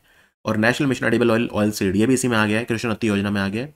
फिर mission for integrated development of horticulture, Bharat में बागवानी खेती के विकास के लिए जो मिशन है, mission for integrated development of horticulture यानी एकीकृत विकास के लिए, बागवानी खेती के एकीकृत विकास के लिए मिशन, ये भी इसमें कृषोन्नति योजना में आ गया है। डिजिटल एग्रीकल्चर मिशन आ गया है, ये सब आ गया। बस इतना ध्यान रख लीजिए, कोई पूरी 9 की 9 मेन याद रख लो।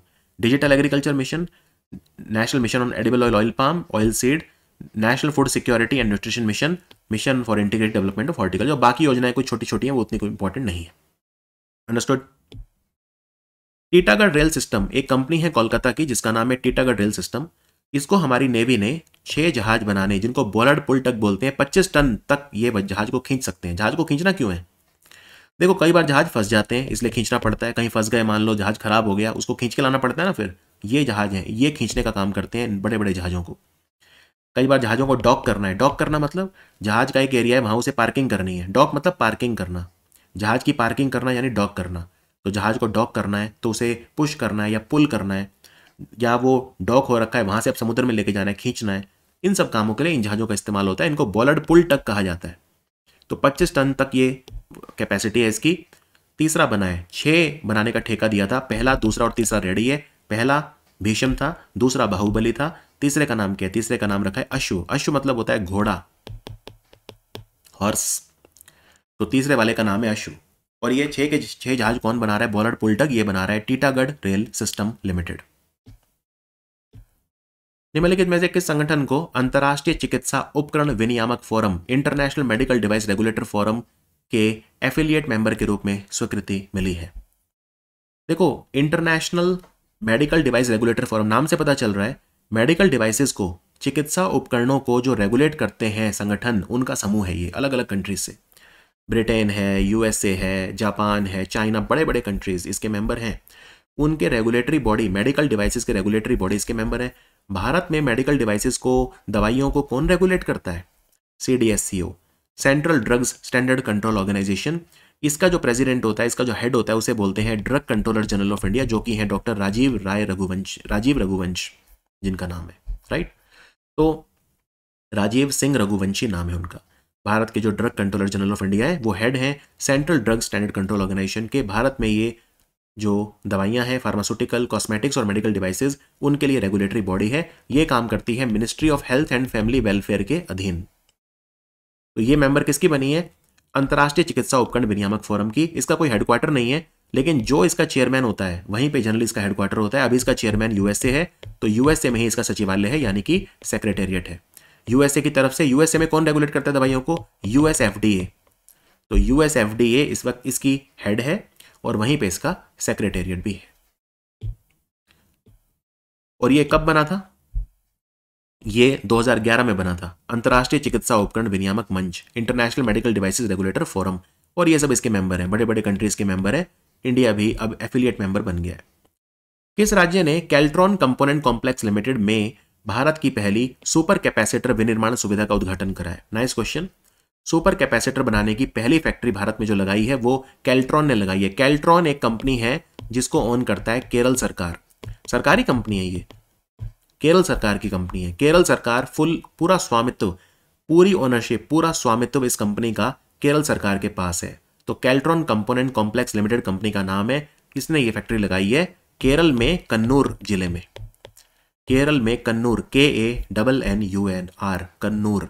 ये कंपनी 1974 में बनी थी। और ये आपको बताऊं, भारत में पहली सरकारी कंपनी थी जो इलेक्ट्रॉनिक मैन्युफैक्चरिंग में थी। तो केरल सरकार के द्वारा ओन्ड है। ये 2000 सुपर कैपेसिटर डेली बनेंगे यहां पे, 2000 सुपर कैपेसिटर डेली बनेंगे। केंद्र सरकार ने प्रधानमंत्री इंटर्नशिप योजना स्टार्ट करी है। Nice question. प्रधानमंत्री इंटर्नशिप योजना, इंटर्नशिप क्या होता है? जैसे आपने सुना होगा डॉक्टर इंटर्नशिप करते हैं। मान लो किसी डॉक्टर ने एमबीबीएस खत्म करी अपनी पढ़ाई करके, एमबीबीएस होती है 4.5 साल की, ठीक है। फिर 1 साल जो होता है वो इंटर्नशिप करनी पड़ती है, यानी 5.5 साल की एक तरह से हो जाती है एमबीबीएस। तो इंटर्नशिप करनी पड़ती है। फिर समझ में आया आपको? तो इंटर्नशिप मतलब ट्रेनिंग, अप्रेंटिसशिप बोल सकते हो, किसी के अंडर रह के काम करना, सीखना, तो उसको इंटर्नशिप बोलते हैं। तो प्रधानमंत्री इंटर्नशिप योजना क्या है? प्रधानमंत्री इंटर्नशिप योजना ये है, अगले 5 सालों में भारत में 1 करोड़ युवाओं को इंटर्नशिप अपॉर्चुनिटीज दी जाएंगी, काम सीखने की अपॉर्चुनिटी दी जाएंगी। तो अभी के लिए कितना? 5 साल में तो 1 करोड़, लेकिन अभी के लिए तो 2024-25 में 1.25 लाख ये वो बच्चे हैं जिनकी उम्र 21 से 24 वर्ष के बीच में है, और इनको पैसा भी मिलेगा। कितना मिलेगा वो मैं आपको भी बताता हूं। तो प्रधानमंत्री इंटर्नशिप योजना की पात्रता क्या है, एलिजिबिलिटी क्या है? पहली बात, आप नौकरी पेशे वाले नहीं होने चाहिए, 21 से 24 के बीच में आपकी उम्र होनी चाहिए, सरकारी कर्मचारी, आपके परिवार में कोई गवर्नमेंट एम्प्लॉय नहीं होना चाहिए, बड़े बड़े इंस्टीट्यूट से पढ़े हुए नहीं होने चाहिए, IIT IIMs वगैरह नहीं, तो नहीं, नॉर्मल इंस्टीट्यूट से पढ़े होने चाहिए, BA BSc BCom BCA BBA B pharma वगैरह जैसी पढ़ाई आपने कर रखी है तो। और अगर आप ITI से ट्रेंड हैं तो आप एलिजिबल हैं, लेकिन IIT नहीं, औद्योगिक प्रशिक्षण संस्थान यानी ITI इंडस्ट्रियल ट्रेनिंग इंस्टीट्यूट या कौशल केंद्रों से अगर आपने कुछ प्रशिक्षण लिया तो भी आप एलिजिबल हैं। तो कितनी ट्रेनिंग करेंगे आप? ऑब्वियसली ट्रेनिंग करते करते कितना पैसा मिलेगा आपको? 5,000 रुपये महीना मिलेगा, और एक लमसम मिलेगा 6,000। मैं रिपीट करता हूं, 6,000 मिलेगा वन टाइम लमसम, और हर महीने 5,000। और ये 5,000 क्या सरकार देगी? नहीं, 5,000 में से 4500 सरकार देगी और 500 कंपनी देगी जिसमें इंटर्नशिप कर रहे हो। तो सरकार की ओर से 4500 रुपये महीना वजीफा मिलेगा, एक तरह से छात्रवृत्ति या स्कॉलरशिप मिलेगी। और जिन कंपनियों में आप काम कर रहे हो, ट्रेनिंग ले रहे हो, 500 रुपये वो आपको देंगे। तो टोटल आपको 5000 रुपये महीना मिलेगा, हर महीने मिलेगा। और एक बार आपको 6000 रुपीज लम सम मिलेगा। 1 करोड़ बच्चे हमारा टारगेट है इसमें, कि 5 साल में 10 मिलियन यानी 1 करोड़ युवाओं को हमें प्रशिक्षित करना है, राइट। तो ये हमारा टारगेट है। इस कंपनी ने भूटान में 1270 मेगावाट की सौर और जल विद्युत परियोजनाओं को विकसित करने के लिए भूटान सरकार की जो ऑफिशियल कंपनी है Druk holding and investment limited के साथ सहयोग करा है। ड्रुक से समझ जाइए, क्योंकि भूटान को ड्रुक योल भी कहा जाता है, भूटान देश को। ये अनिल अंबानी की कंपनी है। अनिल अंबानी की कंपनी कौन कौन सी है? एक तो है रिलायंस इंफ्रास्ट्रक्चर और एक है रिलायंस पावर। तो रिलायंस इंफ्रास्ट्रक्चर और रिलायंस पावर दोनों कंपनियों ने मिलकर एक अपनी सब्सिडरी कंपनी बना दी है जिसका नाम है रिलायंस एंटरप्राइजेस। तो रिलायंस एंटरप्राइजेस को यह ठेका मिला है कि वो भूटान में 1270 मेगावाट का भूटान का सबसे बड़ा ग्रीन पावर प्रोजेक्ट बनाएगी। ग्रीन पावर क्या होता है? रिन्यूएबल एनर्जी, अक्षय ऊर्जा। कौन सा प्रोजेक्ट है और कितनी क्षमता है आपको बताता हूं। तो टोटल है 1270 मेगावाट। 2 प्रोजेक्ट हैं एक्चुअली ये, एक है 770 मेगावाट का और एक है 500 मेगावाट का। तो टोटल हो गए 1270। जो 500 मेगावाट का है ये तो एक सोलर प्लांट है जो भूटान के गलेफू में लगेगा। भूटान में एक जगह है गलेफू, वहां पे लगेगा। गलेफू माइंडफुल सिटी बोलते हैं उसे। 770 मेगावाट का जो प्रोजेक्ट है ये भूटान का सबसे बड़ा ग्रीन प्रोजेक्ट है, एनवायरमेंट फ्रेंडली प्रोजेक्ट है। क्या नाम है इसका? ये एक हाइड्रो पावर प्रोजेक्ट है, जल विद्युत परियोजना है। इसका नाम है चमकरछू। इसका नाम है चमखरछू 1। तो इस प्रोजेक्ट का नाम याद रखो, चमखरछू। मैंने आपको पहले बताए थे, याद है? पुनत संग छू, मांग डेच्छू, ये सब बताए थे। ये छू वाले ही सारे जो प्रोजेक्ट होते हैं ये वहां पे नदी को बोलते हैं छू। तो चमकरछू 1 इस प्रोजेक्ट का नाम है। चमकरछू 1 क्या? Hydro power project. ये 770 मेगावाट का है और ये भूटान का सबसे बड़ा हाइड्रो पावर प्रोजेक्ट है। इसको कौन बनाएगा? अनिल अंबानी की कंपनी। कौन सी? रिलायंस एंटरप्राइजेज, जो कि रिलायंस इंफ्रास्ट्रक्चर और रिलायंस पावर उनकी सब्सिडरी है। और रिलायंस इंफ्रास्ट्रक्चर, रिलायंस पावर दोनों कंपनियों ने अपने आप को डेब्ट फ्री घोषित कर दिया है, उधार मुक्त घोषित कर दिया है। और ये भूटान का सबसे बड़ा ग्रीन एनर्जी प्रोजेक्ट है, चमखरछू। भारत किस देश में आयोजित होने वाला विश्व का सबसे बड़ा नौसेना रक्षा व्यापार शो यूरोनवल में भाग ले रहा है? यूरोनवल इस बार फ्रांस की राजधानी पेरिस में हुआ। तो फ्रांस की ही 2 कंपनियां जिकान और सोगेना ने मिलकर इसका आयोजन किया। ये नेवल इंफ्रास्ट्रक्चर कंपनियां हैं, इन्होंने मिलकर इसका आयोजन किया। तो यहाँ पे नेवल मैन्युफैक्चरिंग, नेवल डिफेंस वगैरह से रिलेटेड जो बिजनेस है वो कंपनियां यहाँ पे आई थी। हमारा तो दूरसंचार विभाग है जो हमारे संचार मंत्रालय के अधीन काम करता है, यानी मिनिस्ट्री ऑफ कम्युनिकेशन। तो डिपार्टमेंट ऑफ टेलीकॉम यानी दूरसंचार विभाग ने दूरसंचार सेवा प्रदाता, अभी भारत में 4 ही कंपनियां बची हैं अब तो। एक तो रिलायंस जियो, एक भारती एयरटेल, एक वोडाफोन आइडिया और एक BSNL। बस 4 ही टेलीकॉम कंपनी बची है मेजर। तो उन्होंने अंतर्राष्ट्रीय जो स्पूफ्ड कॉल होते हैं उनको ब्लॉक करने के लिए प्रणाली शुरू करी है जिसका नाम है चक्षु। तो ये चक्षु का उपयोग आप कहां पे कर सकते हैं? संचार साथी पे कर सकते हैं। देखो, संचार साथी ऐसा नहीं है कि नया है। संचार साथी को 2023 में लॉन्च किया गया था। मई 2023 में संचार साथी पोर्टल लॉन्च किया गया था और वहीं पे उसी समय चक्षु फैसिलिटी थी। लेकिन चक्षु फैसिलिटी का विस्तार कर दिया गया है। अब यहाँ पे आप इंटरनेशनल कॉल्स या स्पूफ्ड कॉल जो है वो भी ब्लॉक करवा सकते हैं। फ्रॉड कॉल वगैरह आप तुरंत यहाँ पे रिपोर्ट करें। स्पूफ्ड कॉल क्या होते हैं? तो व्यक्ति देश के बाहर बैठा होता है लेकिन इंडियन नंबर से कॉल करता है आपको। ये लोग क्या करते हैं? कॉलिंग लाइन आइडेंटिटी एक चीज होती है, कॉलिंग लाइन आइडेंटिटी, उसको मैनिपुलेट कर लेते हैं और फिर अपनी जो आइडेंटिटी है उसको छुपा लेते हैं और फिर ये नंबर से कॉल करते हैं। तो अगर पकड़े भी जाएं तो आइडेंटिटी इनकी नहीं होती है, तो ये काफ़ी निडर हो जाते हैं और वैसे भी देश के बाहर बैठे होते हैं बहुत बार। तो ये सब आप यहाँ पे कर सकते हैं। और संचार साथी पे बहुत कुछ अवेलेबल है जिसमें से एक फैसिलिटी है चक्षु। इसके अलावा वहाँ पे सेंट्रलाइज्ड इक्विपमेंट आइडेंटिटी रजिस्टर भी है। अगर आपका मोबाइल फ़ोन वगैरह चोरी हो जाए तो आप CEIR नाम का पोर्टल है, सेंट्रलाइज इक्विपमेंट आइडेंटिटी रजिस्टर, वहाँ पे रिपोर्ट कर सकते हैं। वो भी वहाँ पे अवेलेबल है, राइट। और एक अस्त्र यानी आर्टिफिशियल इंटेलिजेंस से लैस facial recognition technology telecom subscriber के आइडेंटिफिकेशन के लिए, उसका नाम है अस्त्र। ये भी अवेलेबल है, अस्त्र संचार साथी पे। तो बहुत सारी चीज़ें वहाँ पे अवेलेबल हैं। और डिपार्टमेंट ऑफ टेलीकॉम ने एक फंड बनाया था, यूनिवर्सल सर्विस ऑब्लिगेशन फंड। ये बनाया था Indian telegraph act Indian telegraph act of 1885 के तहत, लेकिन यूनिवर्सल सर्विस ऑब्लिगेशन फंड को बंद कर दिया है और इसकी जगह अब नया फंड बना दिया जिसका नाम है डिजिटल भारत निधि। प्रधानमंत्री भारतीय जन औषधि परियोजना, इसके तहत 30 सितंबर 2024 तक 13,822 जन औषधि केंद्र स्थापित किए जा चुके हैं। ये किस मंत्रालय के द्वारा शुरू की गई थी? तो ये रसायन और उर्वरक मंत्रालय की योजना है। इसका थोड़ा बैकग्राउंड दे देता हूं, फिर मैं आपको काफी सारा नया डेटा बताऊंगा। देखो, सबसे पहले ये योजना 2008 में शुरू करी थी। उस समय इसको सिंपल बोलते थे, जन औषधि योजना, खत्म। बड़ा सिंपल सा नाम था, जन औषधि स्कीम या जन औषधि योजना। 2008 में स्टार्ट हुई थी। फिर प्रधानमंत्री मोदी ने इसका नाम 2 बार बदला। 2015 में इसका नाम बदला प्रधानमंत्री जन औषधि योजना, यानी जन औषधि योजना के आगे बस प्रधानमंत्री वर्ड लगा दिया तो ये बन गई प्रधानमंत्री जन औषधि योजना।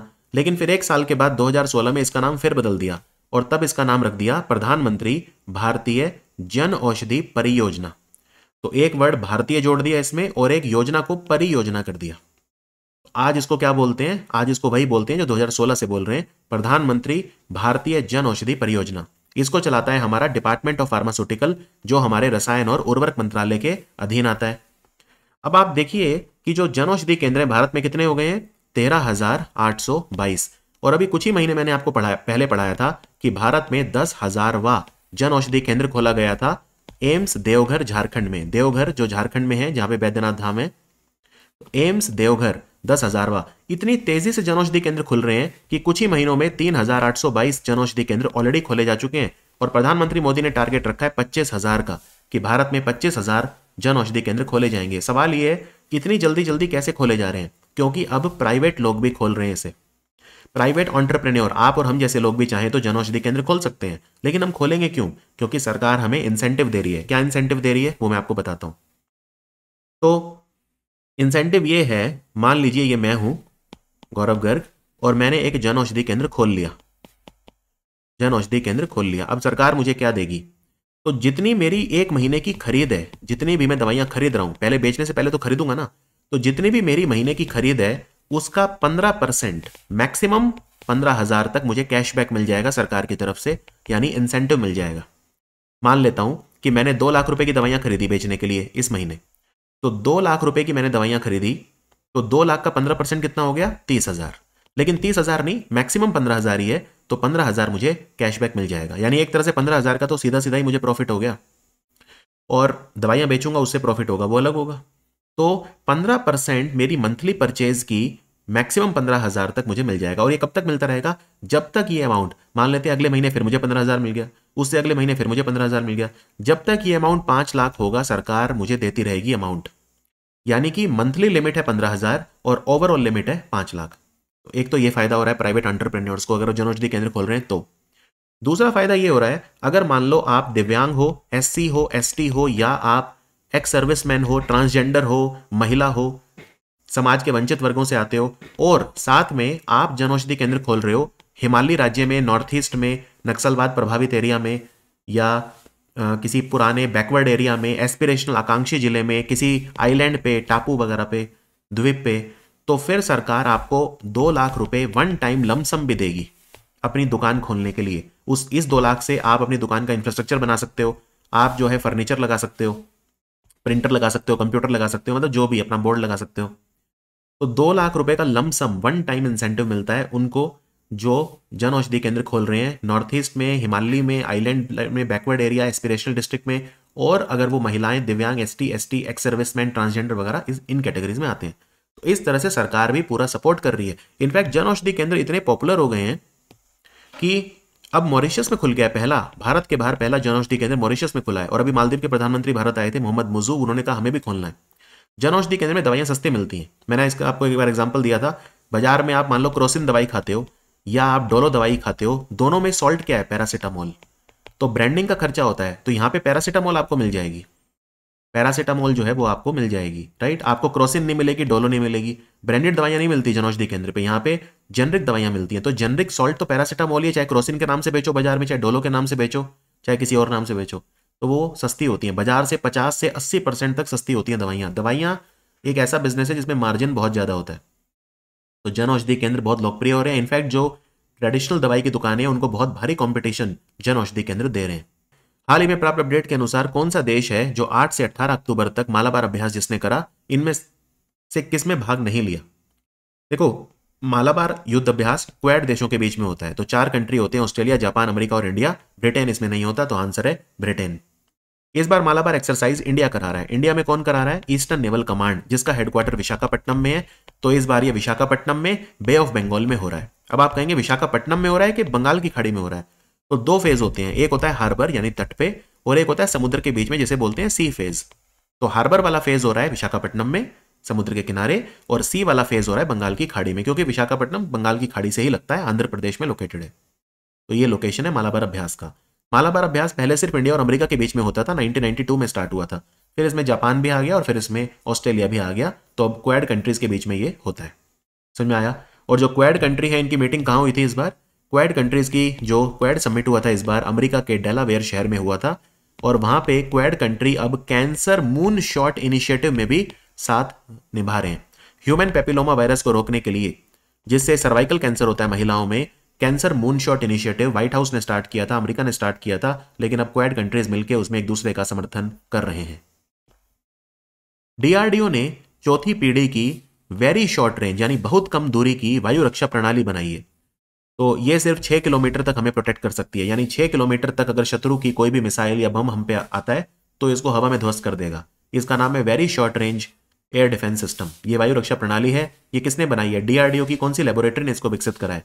इसको विकसित करा है रिसर्च सेंटर इमारत, जो कि हैदराबाद में लोकेटेड है। रिसर्च सेंटर इमारत जो हैदराबाद में लोकेटेड है, उसने ये जो एयर डिफेंस सिस्टम है इसको डिजाइन करा है, और ये हम यूज करना स्टार्ट करेंगे। और रशिया का जो पुराना इग्ला सिस्टम है, हम उसको हटाने की तैयारी में हैं। रशिया का जो पुराना इग्ला सिस्टम है, हम उसको हटाएंगे और हम very short range air defence system को यूज करेंगे। पर्यावरण, वन और जलवायु परिवर्तन मंत्रालय ने जीवन शैली के लिए पर्यावरण पहल यानी लाइफस्टाइल फॉर द एनवायरनमेंट के तहत इकोमार्क नियमों को अधिसूचित करा है। इसने पुराने नियमों की जगह ले लिए, जो नए वाले रूल आए हैं इकोमार्क रूल्स। तो पुराने रूल कब आए थे? इकोमार्क के जो पुराने रूल थे वो थे 1991 के। तो इकोमार्क रूल्स 1991 में अब चेंजेस आ गए हैं। ये क्या है, आइए समझते हैं।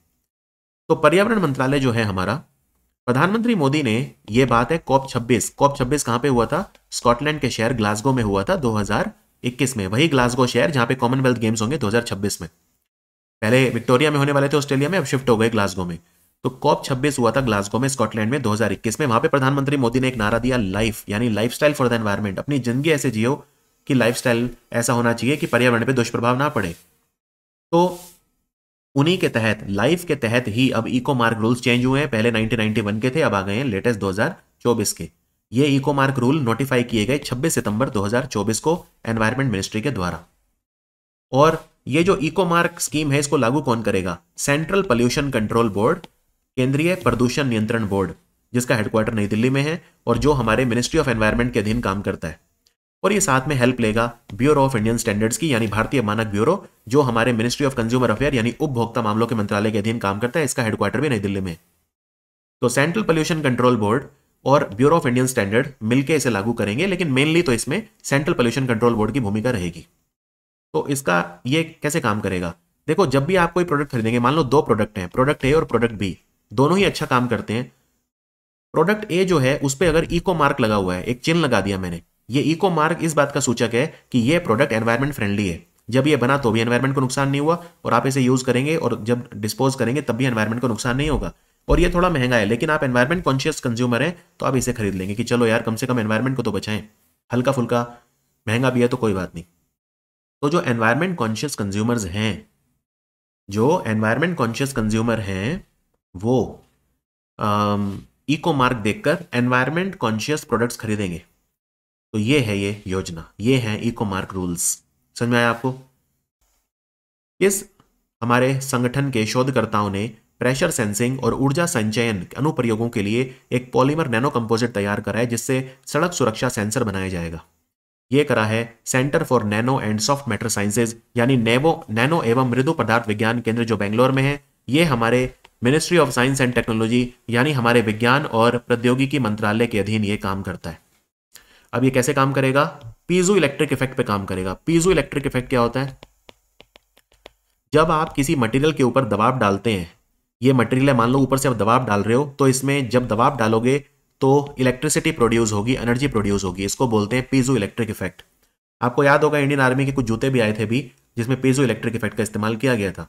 तो इसमें ये होगा, मान लो ये सड़क है, सड़क यहाँ पे कोई घुमावदार एरिया, यहाँ पे मान लेते हैं एक्सीडेंट बहुत होते हैं। ये जो एरिया लाल रंग में बना रहा हूँ, यहाँ पे बहुत एक्सीडेंट होते हैं। अब जब गाड़ी यहां से जा रही होगी, जब गाड़ी इस एरिया में जाने से 100 मीटर पहले होगी, क्योंकि गाड़ी सड़क पे दबाव डाल रही है, गाड़ी सड़क पे चल रही है, तो पीजो इलेक्ट्रिक इफेक्ट से एक पीजो इलेक्ट्रिक इफेक्ट, क्योंकि गाड़ी सड़क पे दबाव डाल रही है तो पीजो इलेक्ट्रिक इफेक्ट से इलेक्ट्रिसिटी जनरेट होगी। इस इलेक्ट्रिसिटी से गाड़ी के सामने एक बोर्ड पे सिग्नल आ जाएगा कि आगे बहुत एक एक्सीडेंट प्रोन एरिया है, धीरे हो जाइए, अपनी स्पीड कम कर लीजिए। तो ऐसे ही काम करेगा। अभी जो हमारे एनसीसी के कैडेट्स हैं वो माउंट अभी गमीन की चढ़ाई उन्होंने करी। 7355 मीटर ऊंचा पर्वत है। कहां पे है? गढ़वाल के पहाड़ों में है, उत्तराखंड में। और अगले साल एनसीसी के कैडेट्स ने एक लक्ष्य बनाया है कि वो माउंट एवरेस्ट की चढ़ाई करेंगे 2025 में। इतना ही नहीं, उत्तराखंड में एक और पहाड़ है जिसकी चढ़ाई अभी बॉर्डर सिक्योरिटी फोर्स यानी बीएसएफ की महिलाओं की टीम ने करी, तो उसका नाम है माउंट मुकुट ईस्ट। माउंट मुकुट ईस्ट भी उत्तराखंड में लोकेटेड है और इसकी ऊंचाई जो है वो है 7130 मीटर। सो ये था हमारा बेस्ट 300 सीरीज अक्टूबर महीने का भाग 1 हिंदी में। मिलते हैं बहुत जल्दी भाग 2 में। Thank you for watching study IQ।